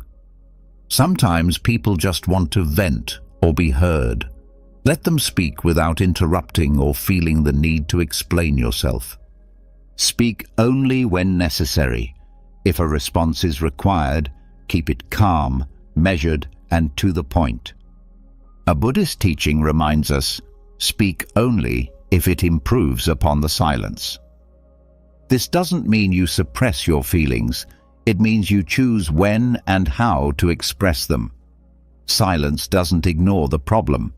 It preserves your energy for moments where your voice truly matters. Think about how often we regret words said in anger. Silence removes that regret. It allows you to reflect, reassess, and respond thoughtfully rather than impulsively. And often, silence says more than words ever could. The next time someone tries to provoke you, pause and ask yourself, will responding add value, or will it simply escalate the situation? By choosing silence, you protect your peace, demonstrate strength, and keep control of the narrative. Remember, silence isn't the absence of a response. It's the presence of wisdom. It's the ability to rise above the noise and say, "Your words don't control me. My peace does." And that's how you win the battle without ever raising your voice. Practice gratitude. Imagine you're having one of those days where everything seems to go wrong. Your plans fall apart, someone makes a rude comment, and the smallest inconveniences feel unbearable. Anger starts bubbling up and you think, why does everything have to be so difficult? Now pause. What if, instead of focusing on everything going wrong, you shifted your attention to what's going right? Gratitude has a way of turning anger into calm and reframing even the worst moments into opportunities for perspective and peace. Here's a powerful truth. You can't feel grateful and angry at the same time. Gratitude works like a mental reset button. It pulls you out of the spiral of negativity and reminds you of the good that still exists, even in frustrating situations.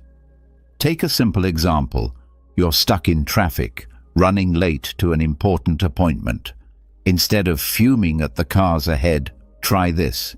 Take a deep breath and think of 3 things you're thankful for. Maybe it's the fact that you have a car, the opportunity you're headed toward, or even just the music playing on the radio.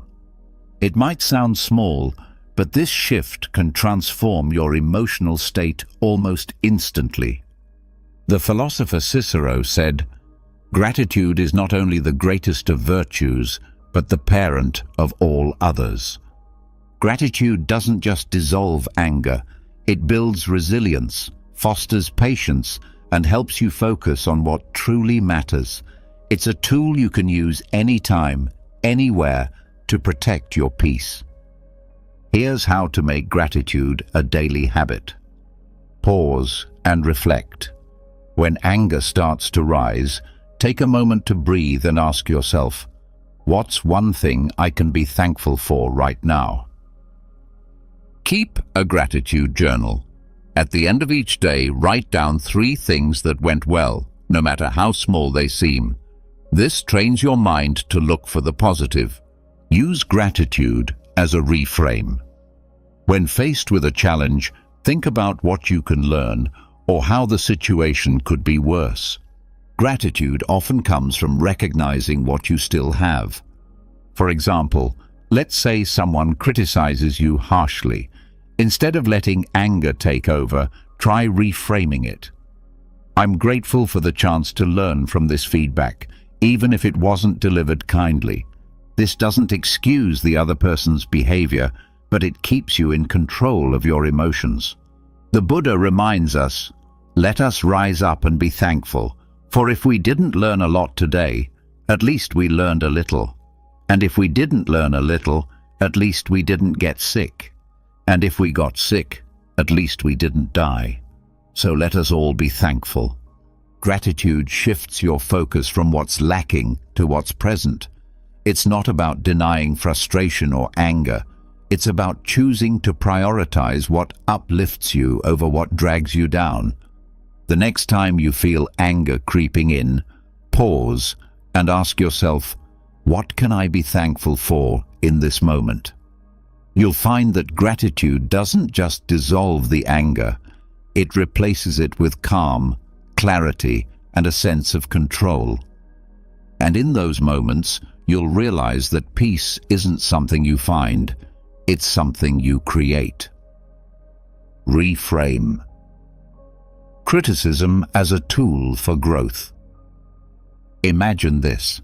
You've just shared an idea you're proud of, maybe at work, with friends, or online, and someone immediately shoots it down with harsh criticism. Your first instinct? Defensiveness, maybe even anger. It's natural to feel this way when your efforts are met with negativity. But what if you could reframe criticism, seeing it not as an attack, but as an opportunity to grow? Criticism, no matter how it's delivered, holds value if you're willing to look for it. It can show you blind spots, challenge your thinking, or push you to improve. When you shift your perspective, criticism stops being a source of frustration and becomes a tool for self-betterment. Here's an example.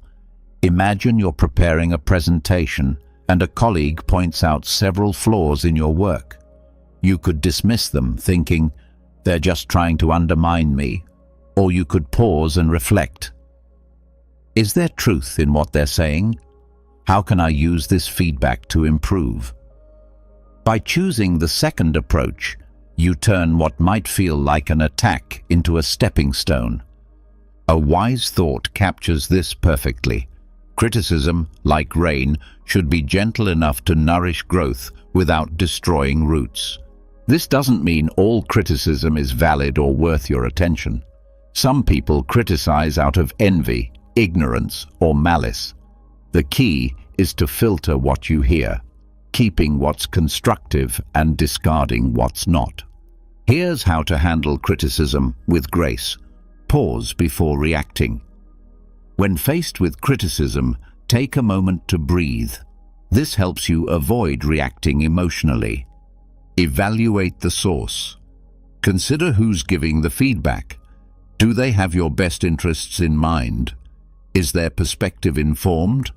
Find the lesson. Even poorly delivered criticism can carry a valuable insight. Ask yourself, what can I learn from this?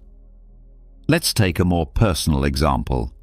Imagine a family member makes a critical remark about your choices, like your career or lifestyle. Instead of arguing or shutting down, you could say, I hear your concerns. I'll think about what you've said.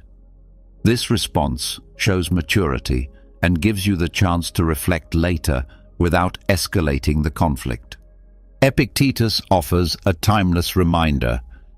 If anyone tells you that a certain person speaks ill of you, do not make excuses about what is said of you, but answer, "He does not know my other faults, else he would not have mentioned only these." This Stoic wisdom reminds us not to take criticism too personally. Instead, see it as part of the journey towards self-improvement.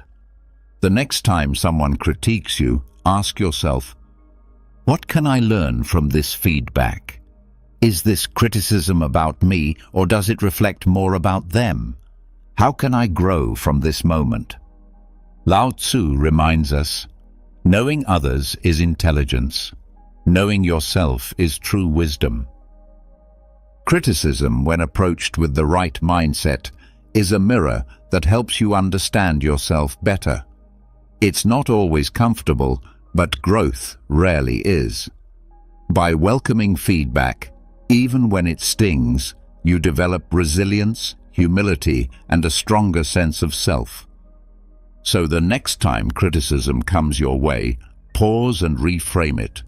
See it not as an obstacle, but as a stepping stone toward becoming your best self. Remember, growth often hides in discomfort, and those who embrace it unlock a level of strength that no criticism can shake. Master the art of letting go. Imagine holding on to a hot coal, determined to throw it at someone who hurt you. But while you're waiting for the right moment, the coal keeps burning your hand.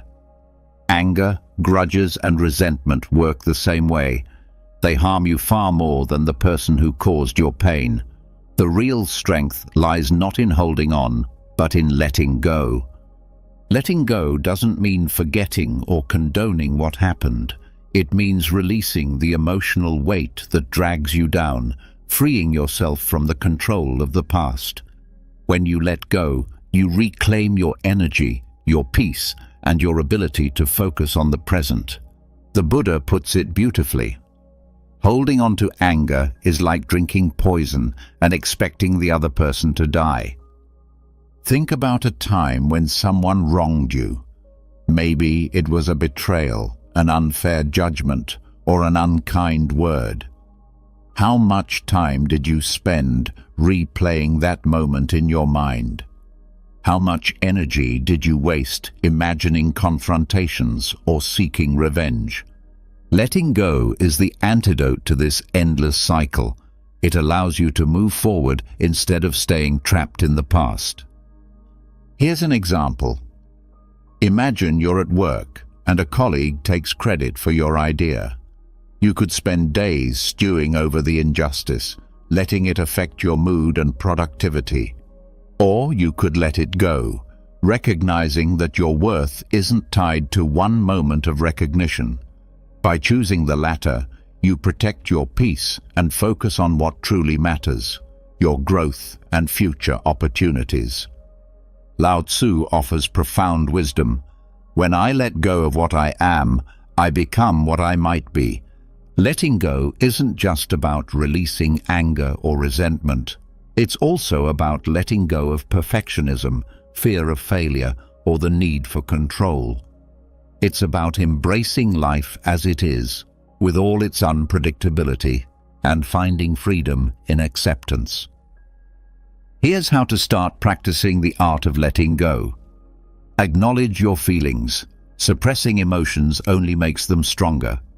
Allow yourself to feel hurt, anger, or disappointment without judgment. Reframe the situation. Ask yourself, what can I learn from this experience? How can I grow stronger because of it? Focus on the present. Letting go is a choice you make for yourself, not for the other person. Shift your attention to the here and now, where your power lies. Think of letting go like releasing a balloon. The longer you hold on to it, the more it strains your hand. But when you let it float away, you feel lighter and freer. Life becomes less about what happened and more about what's possible. Marcus Aurelius reminds us, "Do not be disturbed by what is outside your power. Let it go, and you will find peace." This doesn't mean letting people walk over you or ignoring injustice. It means choosing where to direct your energy. By letting go of what you can't change, you create space for what you can, a brighter, calmer, and more fulfilling life. So, the next time you find yourself clinging to anger or regret, pause and ask yourself, is this worth my peace? What would my life look like if I let this go? The answer will guide you toward emotional freedom, because true strength isn't in holding on, it's in knowing when to release. And when you do, you'll discover that the lighter you feel, the stronger you become. And there you have it, 10 powerful lessons to help you master your emotions and stay unbothered no matter what life throws your way. These aren't just ideas, they're tools you can use every day to protect your peace, build resilience, and take control of your reactions. Remember, the goal isn't to suppress your feelings or become indifferent. It's to respond to life's challenges with clarity and strength. Emotional mastery isn't about what happens to you, it's about how you choose to react. The power to stay calm, centered, and free lies entirely in your hands. As you move forward, take these lessons with you. Practice pausing before you react. Set boundaries that protect your energy, and let go of the things and people you can't control. Each time you choose peace over anger, you take one step closer to living the unshakable life you deserve. If you found value in this episode, don't keep it to yourself.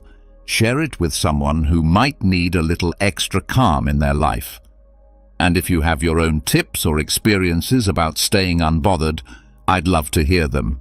Drop a comment below. Thank you for joining me on this journey. Remember, emotional freedom isn't a destination. It's a practice. So keep showing up for yourself, stay mindful, and keep growing stronger every day. Until next time, take care and stay unbothered. Imagine mastering the art of controlling your mind, a search that goes back to the Stoic philosophy, a current of thought that flourished in ancient times in Greece and Rome.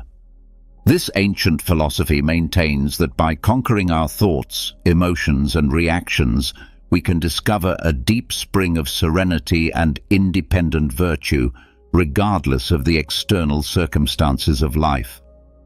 In this video, we will explore the Stoic principles that help us achieve this internal mastery, allowing us to lead a more fulfilling, balanced, and meaningful life. Understanding and applying these principles is possible and can help you reach a state of serenity that allows you to face the ups and downs of life with grace and wisdom.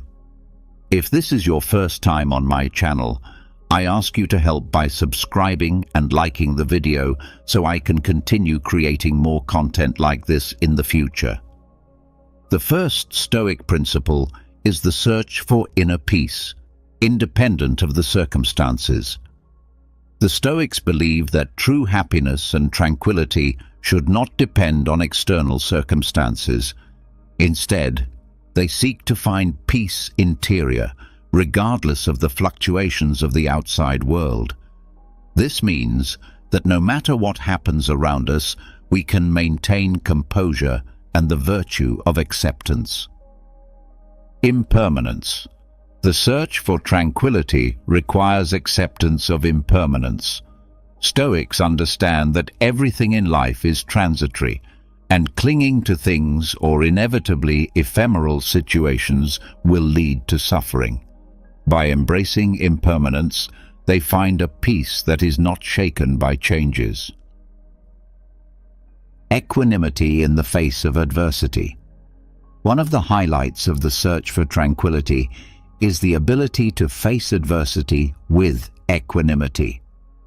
The Stoics see difficulties as opportunities for growth, development, resistance, and strengthening the mind's detachment. Disturbing emotions, tranquility. Interior is achieved through detachment from disturbing emotions such as anger, fear, and despair. The Stoics teach us to recognize these emotions but not allow them to govern our actions or decisions. To live in accordance with virtue. For the Stoics, the true source of tranquility lies in living in accordance with virtue. When we act with wisdom, courage, justice, and temperance, our conscience is clear and we are not tormented by feelings of guilt, remorse, or repentance, content with sufficiency. The Stoics promote the idea that the relentless pursuit of more wealth, power, or pleasure often leads to dissatisfaction. Instead, they emphasize the importance of finding contentment with sufficiency, avoiding excessive desires and attachments to material things. Serenity as an ideal. Pursuing inner peace is seen as an ideal that must be pursued. Length of life is not achieved all at once, but is gradually cultivated through self-control, self-discipline, and the constant practice of the Stoic principles of inner freedom. The search for tranquility also is a search for inner freedom. When we are not slaves to our own emotions, desires, and external circumstances, we reach a freedom that allows us to live in agreement with our values and principles. In summary, the search for inner tranquility is one of the central pillars of philosophy. Stoicism involves independence from external circumstances, acceptance of impermanence, detachment from disturbing emotions, and a constant search for virtue. This search leads to a more serene, ethical, and meaningful life, where inner peace is not found in external things, but within ourselves. Let's delve into the second Stoic principle, which deals with the acceptance of what we cannot control. This is one of the fundamental pillars for mastering the mind and living a calmer, wiser life. The second Stoic principle is the acceptance of what we cannot control. The Stoics emphasize the idea that many events and circumstances in life are beyond our direct control. This includes the actions of other people, natural events, the past, and even the future. The key to Stoic serenity is embracing completely this reality and directing our efforts towards what we can control, mainly our own mind and actions.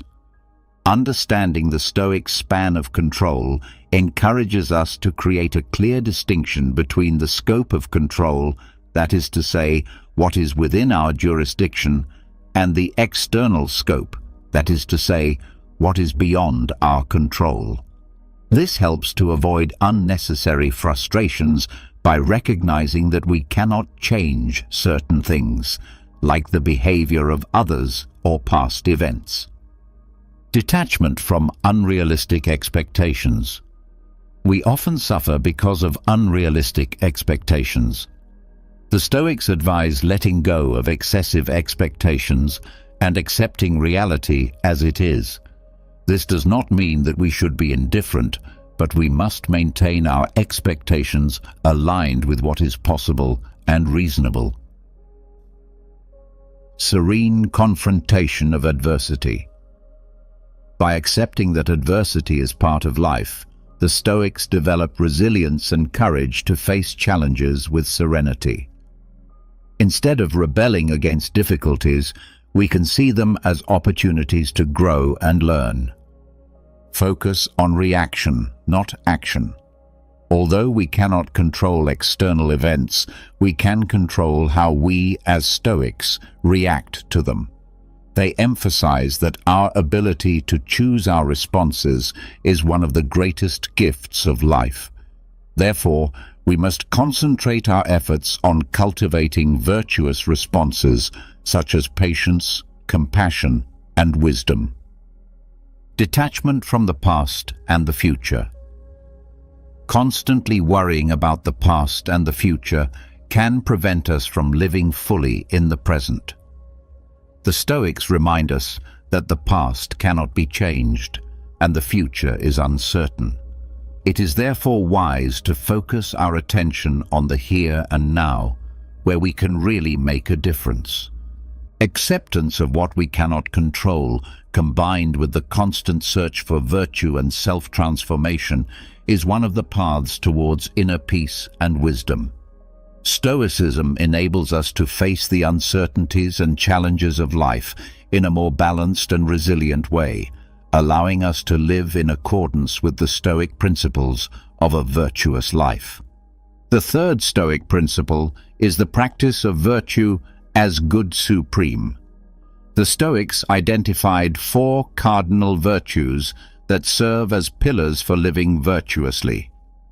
These virtues are wisdom, Sophia, courage, Andrea, justice, dikaiosina, and temperance, Sophrosina. Each one of them plays an important role in the search for the good life. Wisdom, Sophia. Wisdom is the search for knowledge and understanding of the nature of the world and human nature. This implies the search for truth, self-awareness, and the ability to discern what is truly valuable in life. Courage, Andrea. Courage is the virtue that allows us to face fear and act justly, even in the midst of danger or adversity. The Stoics believed that courage was intrinsically linked to wisdom, since it requires discernment to face dangers appropriately. Justice, dikaiosina. Justice involves acting with impartiality, equity, and respect for the rights of others. The Stoics believed that justice was an essential part of the virtuous life and of social harmony. Temperance, Sophrosina. Temperance is the control of desires and appetites, avoiding excess and unbridled indulgence. It also includes the domain over emotions and the ability to maintain serenity in all situations and circumstances. Continuous practice. The search for virtue is a continuous and challenging journey. The Stoics believed that no one is completely virtuous, but everyone can work to improve these virtues throughout their life. Virtue as a source of happiness. The Stoics taught that true happiness lies in the practice of virtue. By living according to these principles, we can find a deep sense of realization and meaning, regardless of the circumstances. Virtue as a source of self-sufficiency. The practice of virtue also leads to emotional and spiritual self-sufficiency. This means that we do not depend on external things like wealth, status, or approval to find joy and satisfaction. Self-control and self-transformation. The search for virtue requires self-control and self-transformation. It involves recognizing and learning from our imperfections and mistakes and working constantly to be better human beings in search of a meaningful life. The practice of virtue is significant as a path to a meaningful life. It enables us to make ethical decisions, live in harmony with others, and contribute to the common good. In short, the practice of virtue as the good supreme is at the heart of Stoic philosophy. It guides us in the search for wisdom, courage, justice, and temperance as means to lead a virtuous and meaningful life. Stoic virtue is not just an abstract theory, but a set of principles that can be applied in daily life to live with ethics and serenity, regardless of external circumstances. The fourth Stoic principle is the control of emotions. Mastering emotions is essential to achieving serenity and virtue, according to Stoic teachings. The Stoics recognized that emotions can be powerful and often lead us to act impulsively or irrationally. Therefore, they emphasized the importance of controlling emotions in the following ways. Self-awareness. The first step is to cultivate emotional self-awareness, which involves the ability to identify and understand our emotions as they arise. This includes recognizing when we are experiencing emotions such as anger, fear, sadness, or euphoria. Emotional distance. After recognizing an emotion, the Stoics recommend creating a certain emotional distance. Instead of letting yourself go completely with an emotion, they suggest taking a step back and examining the situation in a more objective way, reasoning about it. The Stoics believe that reason should prevail over emotion. This means using the power of rational thinking to evaluate the validity and usefulness of a specific emotion in a given situation. For example, if we are feeling anger, we should question whether anger is justified and if acting on it is the appropriate choice of response. Virtuous responses. Once we have evaluated an emotion, we must choose a response that is in line with the principles of virtue. For example, instead of reacting impulsively with anger, we can choose to respond calmly and with understanding. This requires self-control and constant practice of transforming negative emotions. The Stoics also teach the transformation of negative emotions into constructive actions. For example, instead of allowing fear to paralyze us, we can use it as motivation to take sensible precautions. Emotional equanimity. The final goal is to achieve emotional equanimity, a state in which emotions do not dominate us. This does not mean eliminating emotions, but controlling them in a way that does not negatively influence our judgment and actions. Acceptance of emotions. It is worth noting that the Stoics do not advocate the complete suppression of emotions, but rather their wise and virtuous management. They recognize that natural emotions, such as grief in the face of a loss or joy for success, are part of the human condition. Mastering emotions is a continuous and challenging process, but it is essential to live a more serene and ethical life. The Stoics believe that by controlling our emotions and choosing virtuous responses, we can live in accordance with principles such as wisdom, justice, and courage, regardless of external circumstances. This allows us to achieve a state of inner peace, which is highly valued in Stoic philosophy. The fifth Stoic principle focuses on living in the present, which is essential to mastering the mind and leading a more meaningful life. This principle encourages concentration on the here and now, avoiding ruminating on the past or having anxiety about the future. Let's go deeper into this concept. It reminds us to follow us on our Stoic Daily TikTok account and on our other social networks like Facebook, Instagram, and Twitter. Fifth principle, Stoic focus on the present with the removal of repentance. Stoics teach that regretting the past is useless since we cannot change it. Instead of getting lost in remorse, we must learn from our mistakes and past experiences. This perspective frees us from the weight of the past and allows us to focus our efforts on the present. Reduction in anxiety about the future. Worrying excessively about the future is another source of suffering. The Stoics believe that, although it is wise to plan and prepare, we must recognize the inherent uncertainty of life and not allow anxiety about the future to dominate our thoughts and actions. Appreciation of the present moment. The present is the only moment that we really have.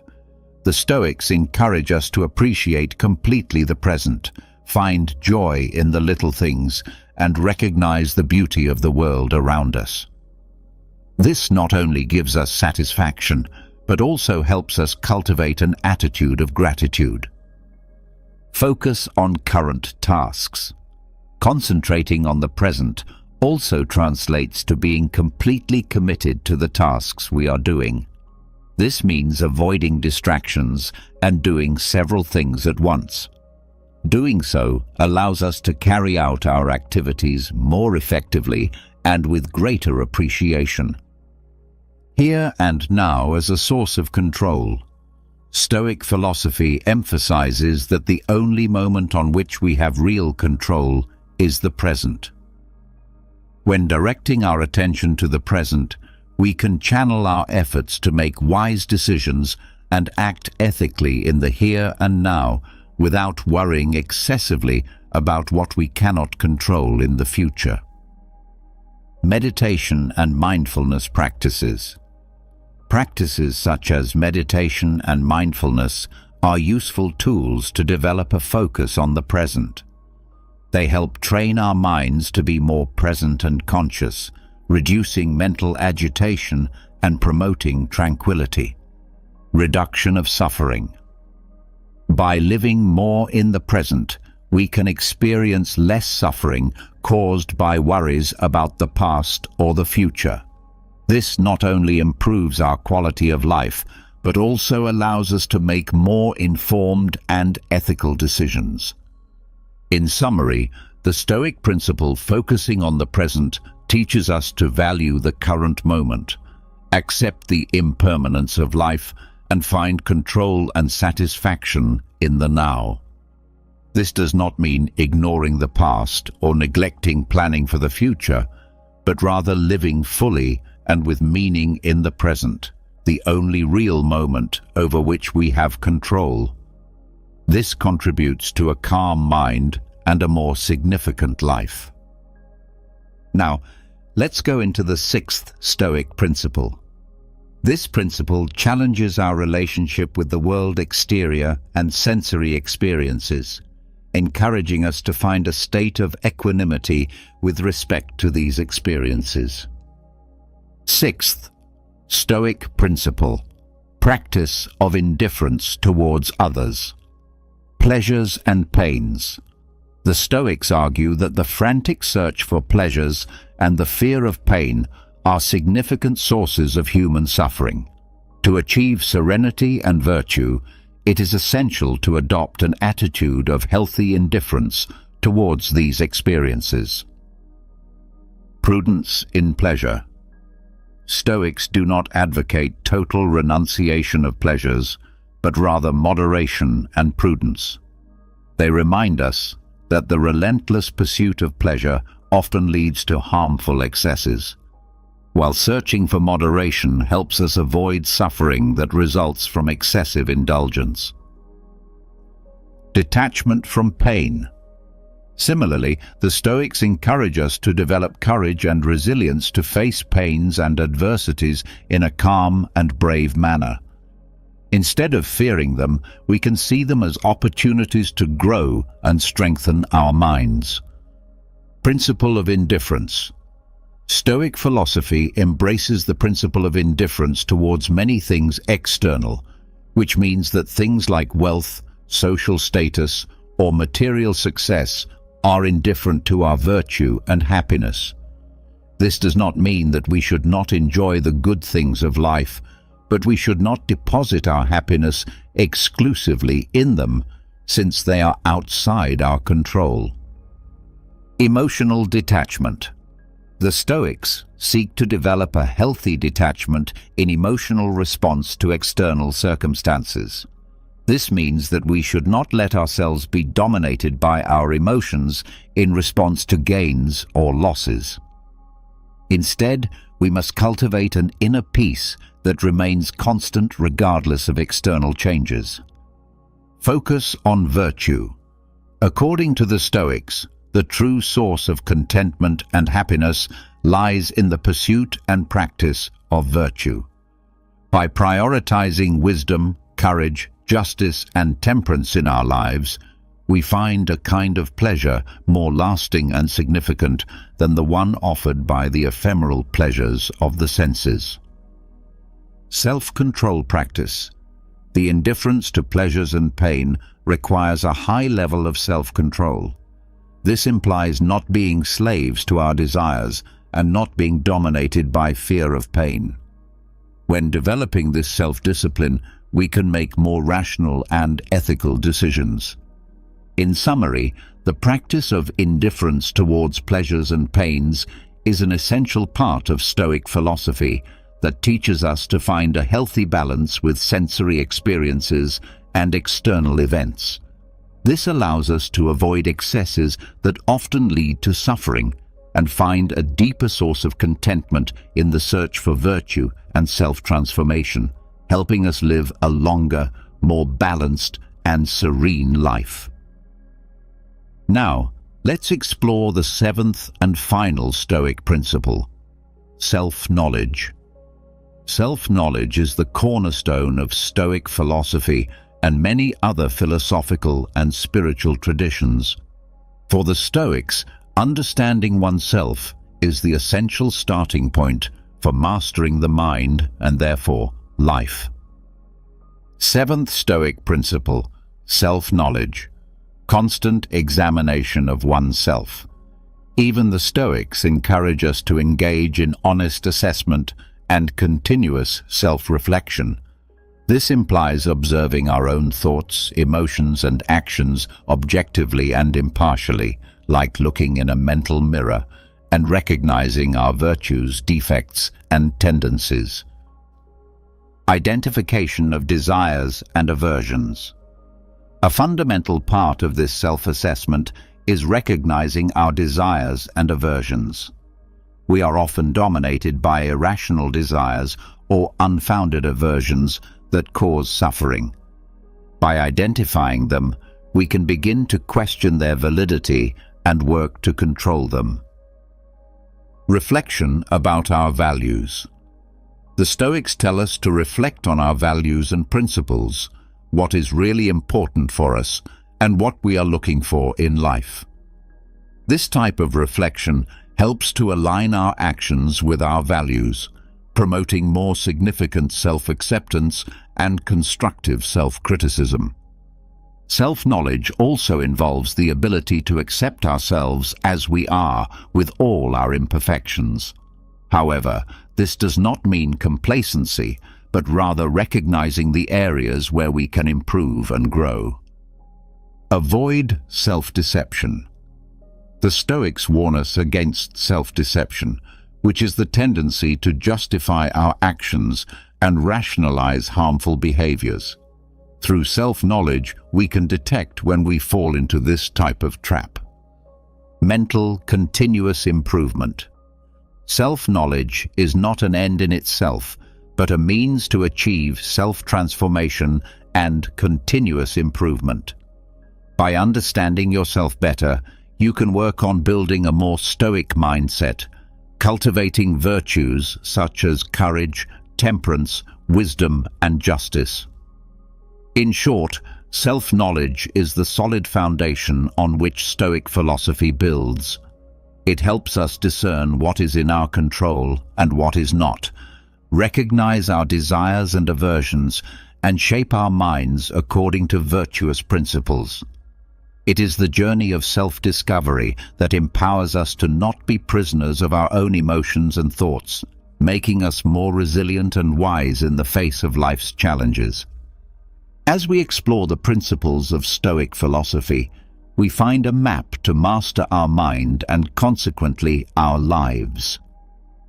From self-knowledge to the pursuit of virtue as the supreme good, these teachings enable us to navigate the turbulent waters of existence with soul, wisdom, and ethics.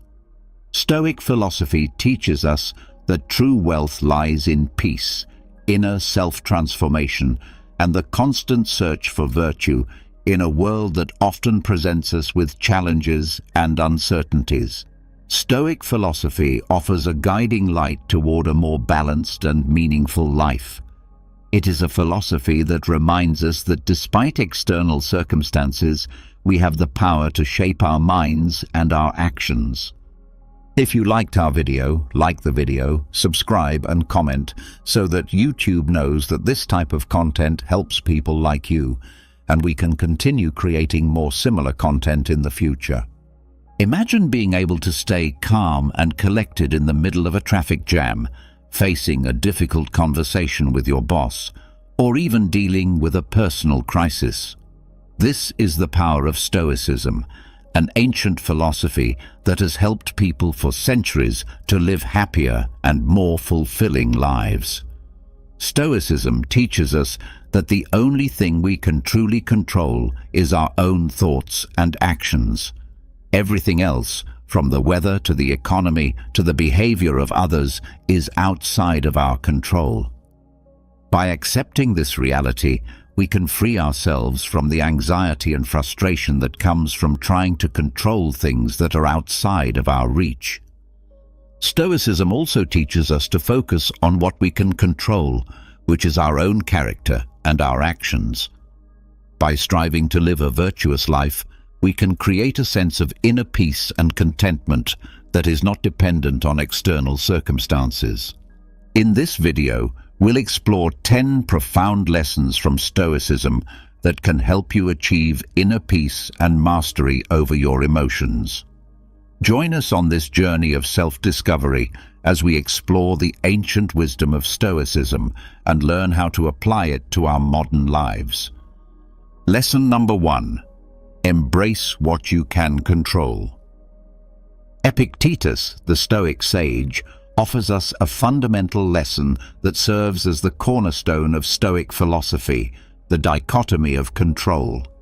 At the heart of this teaching is the recognition that our lives are subject to a fundamental division between elements we can control and those beyond our influence. This concept is pivotal in cultivating a calm and composed demeanor, even in the midst of life's uncertainties. In essence, Epictetus advises us to invest our energy and attention in those aspects of life that fall within our sphere of control. These include our thoughts, actions, intentions, and responses. By directing our focus to what is genuinely within our power, we can navigate life with a sense of purpose and mastery. It is the acknowledgement that our internal world is under our dominion that forms the bedrock of our tranquility. Conversely, external events and circumstances, which often elude our sway, are to be acknowledged as outside the realm of our control. Just as an archer, as exemplified by Epictetus, can aim carefully, draw the bowstring with precision, and release the arrow skillfully, yet remain uncertain of the flight's outcome, we must learn to release our attachment to outcomes we cannot govern.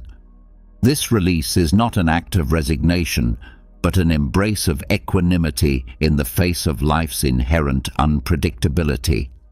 Epictetus's metaphor of the archer, who derives contentment from knowing they've exerted their best effort regardless of the target's fate, serves as a potent reminder of the Stoic approach to life.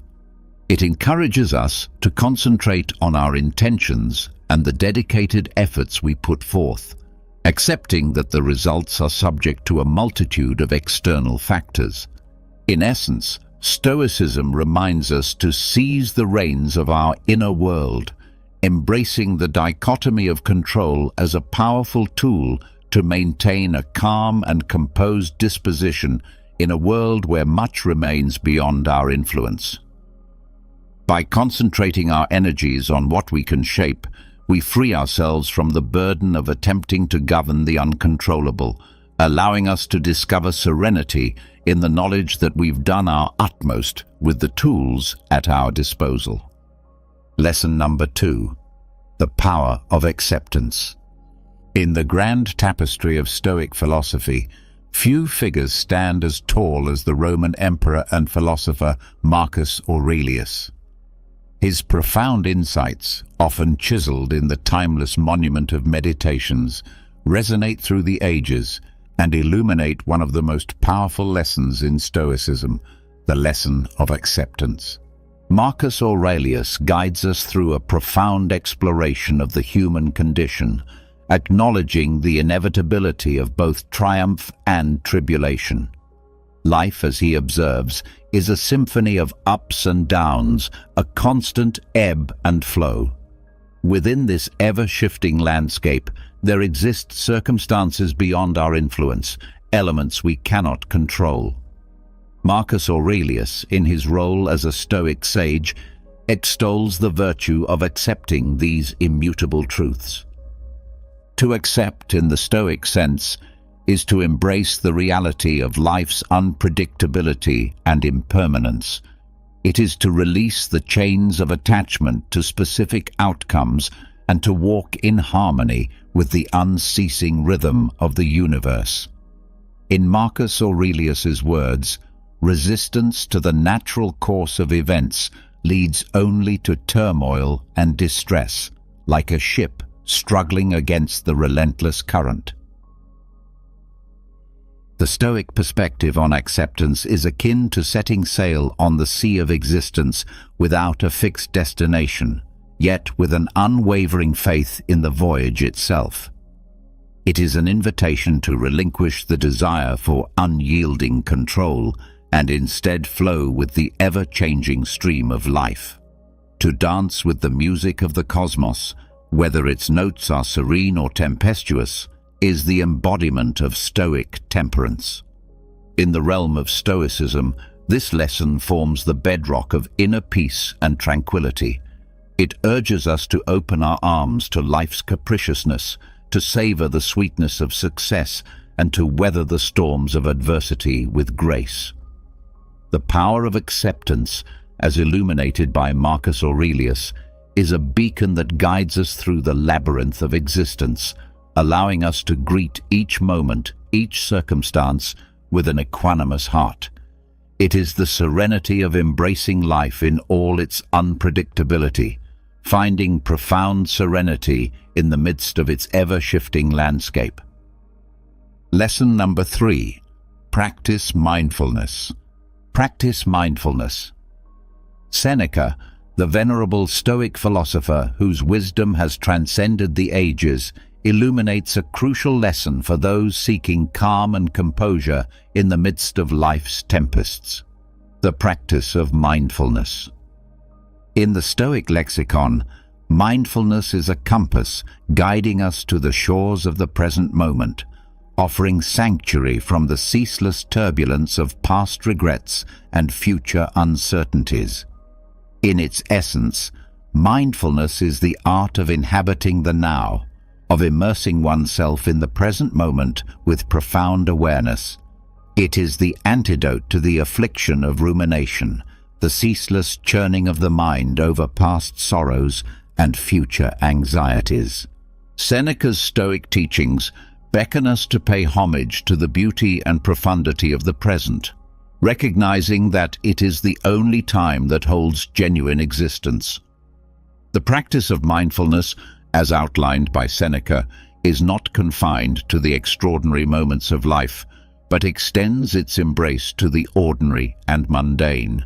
It encourages us to witness life's tapestry with a keen eye, from the remarkable to the seemingly inconsequential. In doing so, we detach ourselves from the tormenting clutches of regret and the paralyzing grip of worry. This Stoic mindfulness, a precious tool for preserving inner calm and clarity, acts as a bridge to the precious now, connecting us to the profound simplicity of the present. It is an art that grants us the ability to fully engage with our current circumstances, to savor each breath, and to relish the beauty that unfolds in every heartbeat. In the practice of mindfulness, we discover a timeless sanctuary where the mind finds solace, a place where inner tranquility is nurtured and composure is cultivated amidst the swirling tides of existence. Lesson number 4. Cultivate resilience. Resilience. In the vast landscape of Stoic wisdom, the lessons of resilience echo as a resounding anthem, and it is Epictetus, the Stoic philosopher par excellence, who raises his voice to teach us the profound art of confronting adversity with unwavering fortitude. To Epictetus, Adversity is not a foe to be feared, but a chisel that sculpts the masterpiece of our character. Stoicism, with its roots deep in the natural order of life, imparts the fundamental truth that challenges are the warp and weft of existence. Stoics, embodying this wisdom, do not perceive adversity as an obstacle or a source of suffering, but rather as an opportunity, a crucible that tempers and refines their inner metal. Epictetus beckons us not to wilt before the storms of life, but to stand steadfast like the unyielding oak, unshaken by the tempest. The essence of this Stoic perspective lies in the profound realization that it is not the events themselves, but our judgments, reactions, and the choices we make in the face of adversity that hold the power to distress us. It is the lens through which we view life's trials that shapes our inner tranquility. To cultivate resilience in the Stoic vein is to walk the path of personal development, and to recognize adversity not as a scourge, but as a tutor. Stoicism teaches us that in the crucible of hardship, we discover the true extent of our strength, and it is through facing life's tribulations with courage and unwavering resilience that we emerge like tempered steel, with a character fortified by the trials we have endured. The Stoic perspective on adversity harmonizes seamlessly with the Stoic belief in the sovereignty of choice. Epictetus, in his sagacity, urges us to confront challenges not with trepidation, but with the valor of a warrior, for it is through our responses to external events that we preserve the sanctity of our inner calm and composure. It is the gift of resilience that allows Stoics to navigate life's tempestuous seas with an unswerving gaze, unwavering even in the face of the most turbulent storms. Lesson number 5. Choose your response. Choose your response. Epictetus, the venerable Stoic sage whose wisdom has traversed the annals of time, bequeaths to us a profound lesson of immeasurable value, the power of choice in our responses. Within the Stoic philosophy, this lesson stands as an indomitable pillar, a lighthouse guiding us through the tumultuous seas of existence. Epictetus, with unwavering conviction, imparts the truth that while the tides of external events may remain beyond our dominion, the helm of our responses is firmly within our grasp. This, he proclaims, is the essence of Stoic wisdom. In the Stoic sanctum, wherein calm and composure reign supreme, the locus of control is resolutely internal. Stoicism, a philosophy grounded in profound self-mastery, extols the sovereignty of our responses to life's multifarious challenges. It is in this sacred space that the Stoic virtues, wisdom, courage, justice, and temperance serve as guiding stars, illuminating the path to maintaining inner tranquility. Epictetus, with his sage counsel, invites us to contemplate the nature of our judgments and reactions, particularly in the crucible of adversity. It is through this introspection that we awaken to the profound truth that we possess the sacred gift of choice, the ability to consciously craft our responses to the myriad external events that unfold in our lives.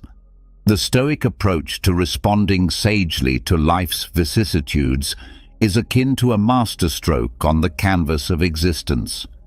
It is the choice to align our responses with the Stoic virtues, to confront life's tribulations with the wisdom of sages, the courage of heroes, the justice of righteous hearts, and the temperance of those who tread the path of inner mastery. The Stoic's arsenal, laden with the wisdom of Epictetus, is a bastion of inner peace, impervious even to the fiercest storms. Through conscious choice and alignment with Stoic virtues, we forge a shield that preserves our serenity in the face of adversity. It is the Stoics' clarion call to navigate the labyrinthian corridors of life with grace and resilience. For in the crucible of conscious choice, we find the crucible of enduring inner peace. Lesson number 6. Limit excessive desires.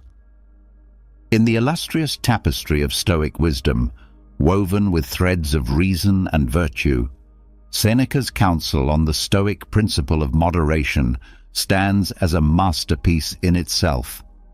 A sage known for his profound philosophical essays on virtue and personal development, Seneca extends to us a lesson of paramount importance. A lesson that beckons us to curb the tempestuous desires that often threaten to engulf our inner calm. At the heart of Stoicism lies the belief that excessive desires, like turbulent seas, have the power to cast our lives adrift, leaving us in a perpetual state of turmoil and discontent.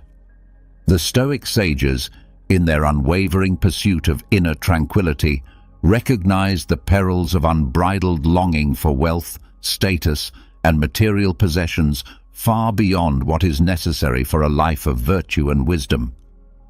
Seneca, echoing the Stoic sentiment, imparts his wisdom, rooted in the belief that authentic contentment finds its dwelling in the sanctuary of limited desires.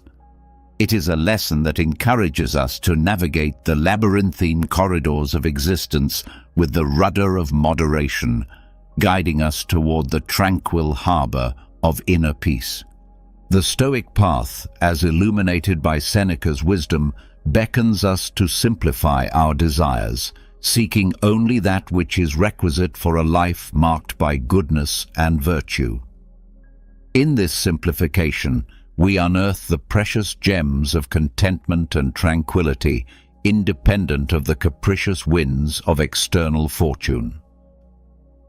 The Stoic practice of limiting excessive desires becomes the lodestar, ensuring the maintenance of a calm and composed disposition. It is within the walls of this ancient wisdom that we discover the profound truth that the fervent pursuit of external treasures is but a fleeting mirage, and the true treasures lie within, waiting to be unearthed. Seneca's teachings stand as an enduring testament to the Stoic commitment to inner mastery and the temperance of desires, forging a path that leads to the sacred sanctuary of inner calm. Lesson number 7. Be virtuous. The essence of Stoicism, as nurtured and cherished by the great Stoic philosophers like Epictetus, Seneca, and Marcus Aurelius, resides in the unwavering commitment to virtue, a commitment that lies at the very heart of this ancient philosophy. The Stoic virtues, comprising wisdom, courage, justice, and temperance, become the compass guiding us toward a life marked by inner composure and tranquility. In the rich tapestry of Stoic wisdom, the virtues occupy a hallowed place. They are the moral lodestars that beckon us to navigate life's tempestuous seas with grace and wisdom. These virtues, etched into the annals of Stoic thought, are not mere abstractions. They are the pillars upon which the Stoic ideal of living in harmony with the natural order of the universe rests. Wisdom, the first of these virtues, serves as a beacon of light, illuminating the path of reason and discernment. It calls upon us to cultivate a deep understanding of the world and our place within it. The Stoic sages, such as Epictetus, understood that wisdom is the foundation upon which all other virtues are built. With wisdom as our guiding star, we gain the capacity to see the world as it truly is and to discern between the fleeting and the enduring. Courage, the second virtue, stands as the sentinel guarding the fortress of our moral character. It calls upon us to face life's challenges with steadfastness and resolve. In the Stoic lexicon, courage is not the absence of fear, but the triumph over it. It is the unwavering determination to confront adversity with inner fortitude. Seneca, through his teachings, extols the importance of courage in forging a character marked by resilience and unwavering resolve. Justice, the third virtue, extends its mantle of righteousness over the Stoic path. It beckons us to live in accordance with the principles of fairness and moral rightness. The Stoic philosophers, drawing inspiration from the wellsprings of justice, guide us toward making decisions that are rooted in equity and virtue. The pursuit of justice ensures that our actions align with the moral order of the universe, fostering inner tranquility and composure. Temperance, the final virtue, serves as the guardian of moderation and self-restraint. It reminds us to exercise control over our desires, for it is through temperance that we discover the gateway to true contentment. Seneca, in his philosophical essays, emphasizes the importance of simplifying our desires and seeking only that which is essential for a virtuous life. In the temperance of desires, we uncover the wellspring of inner calm, irrespective of external circumstances. These virtues, championed by various Stoic philosophers, converge to shape a life that exemplifies the Stoic ideal. They serve as the lodestar, guiding us through life's turbulent seas with grace, wisdom, and unshakable inner peace. By adhering to these virtues and allowing them to permeate our thoughts and actions, we maintain a calm and composed disposition, reflecting the Stoic commitment to inner harmony and ethical living. In the mosaic of Stoicism, the virtues are the vibrant colors that compose the image of a life lived in harmony with the eternal truth of the cosmos. Lesson number 8. Understand the transitory nature of life.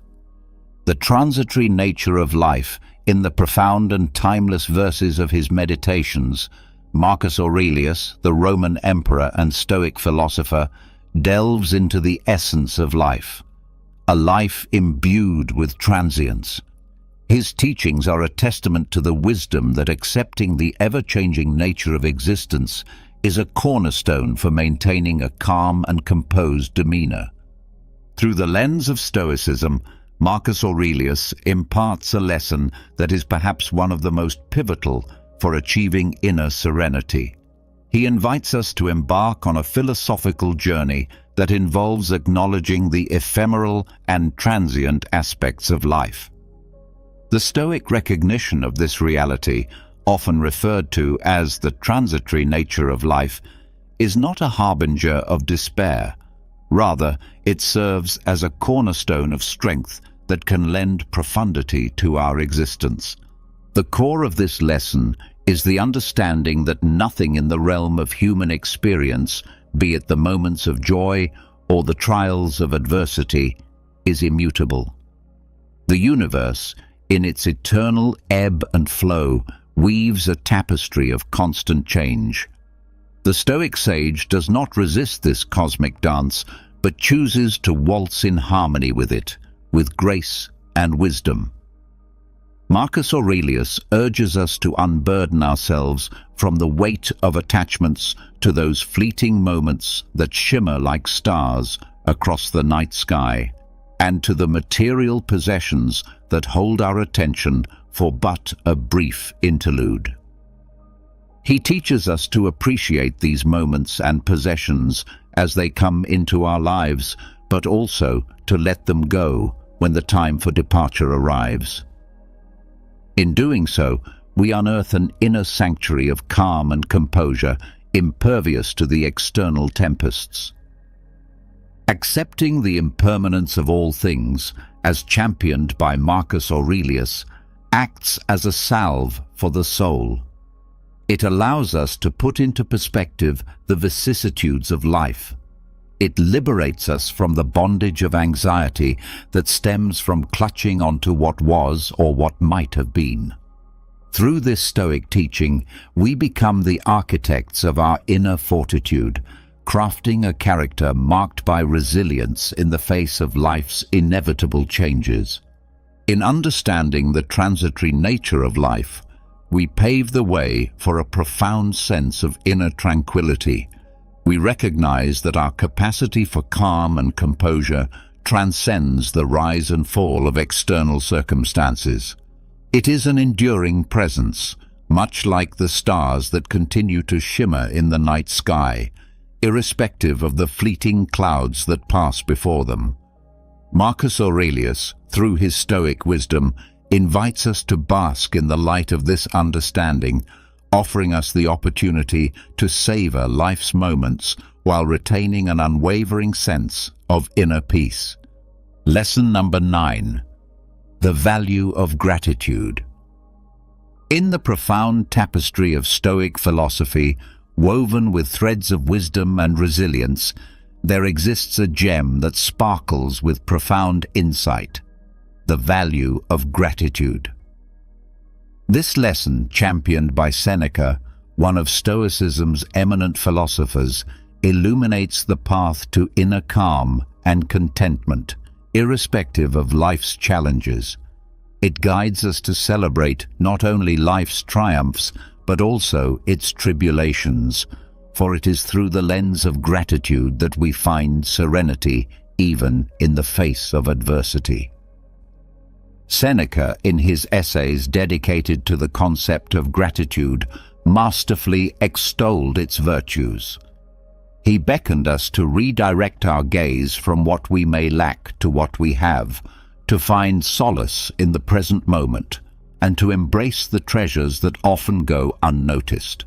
In this Stoic practice, we unearth a potent tool for sustaining a profound sense of inner peace. The core of Seneca's teachings on gratitude is a gentle reminder that the act of being thankful is not contingent on the abundance of our possessions, but rather on our ability to perceive life's blessings in their myriad forms. In this sense, gratitude is not a mere response to life's easy moments, but a profound acknowledgement that even amidst the tempest's fury, there is a shelter of calm to be found. By cultivating a sense of gratitude, we recalibrate our relationship with life.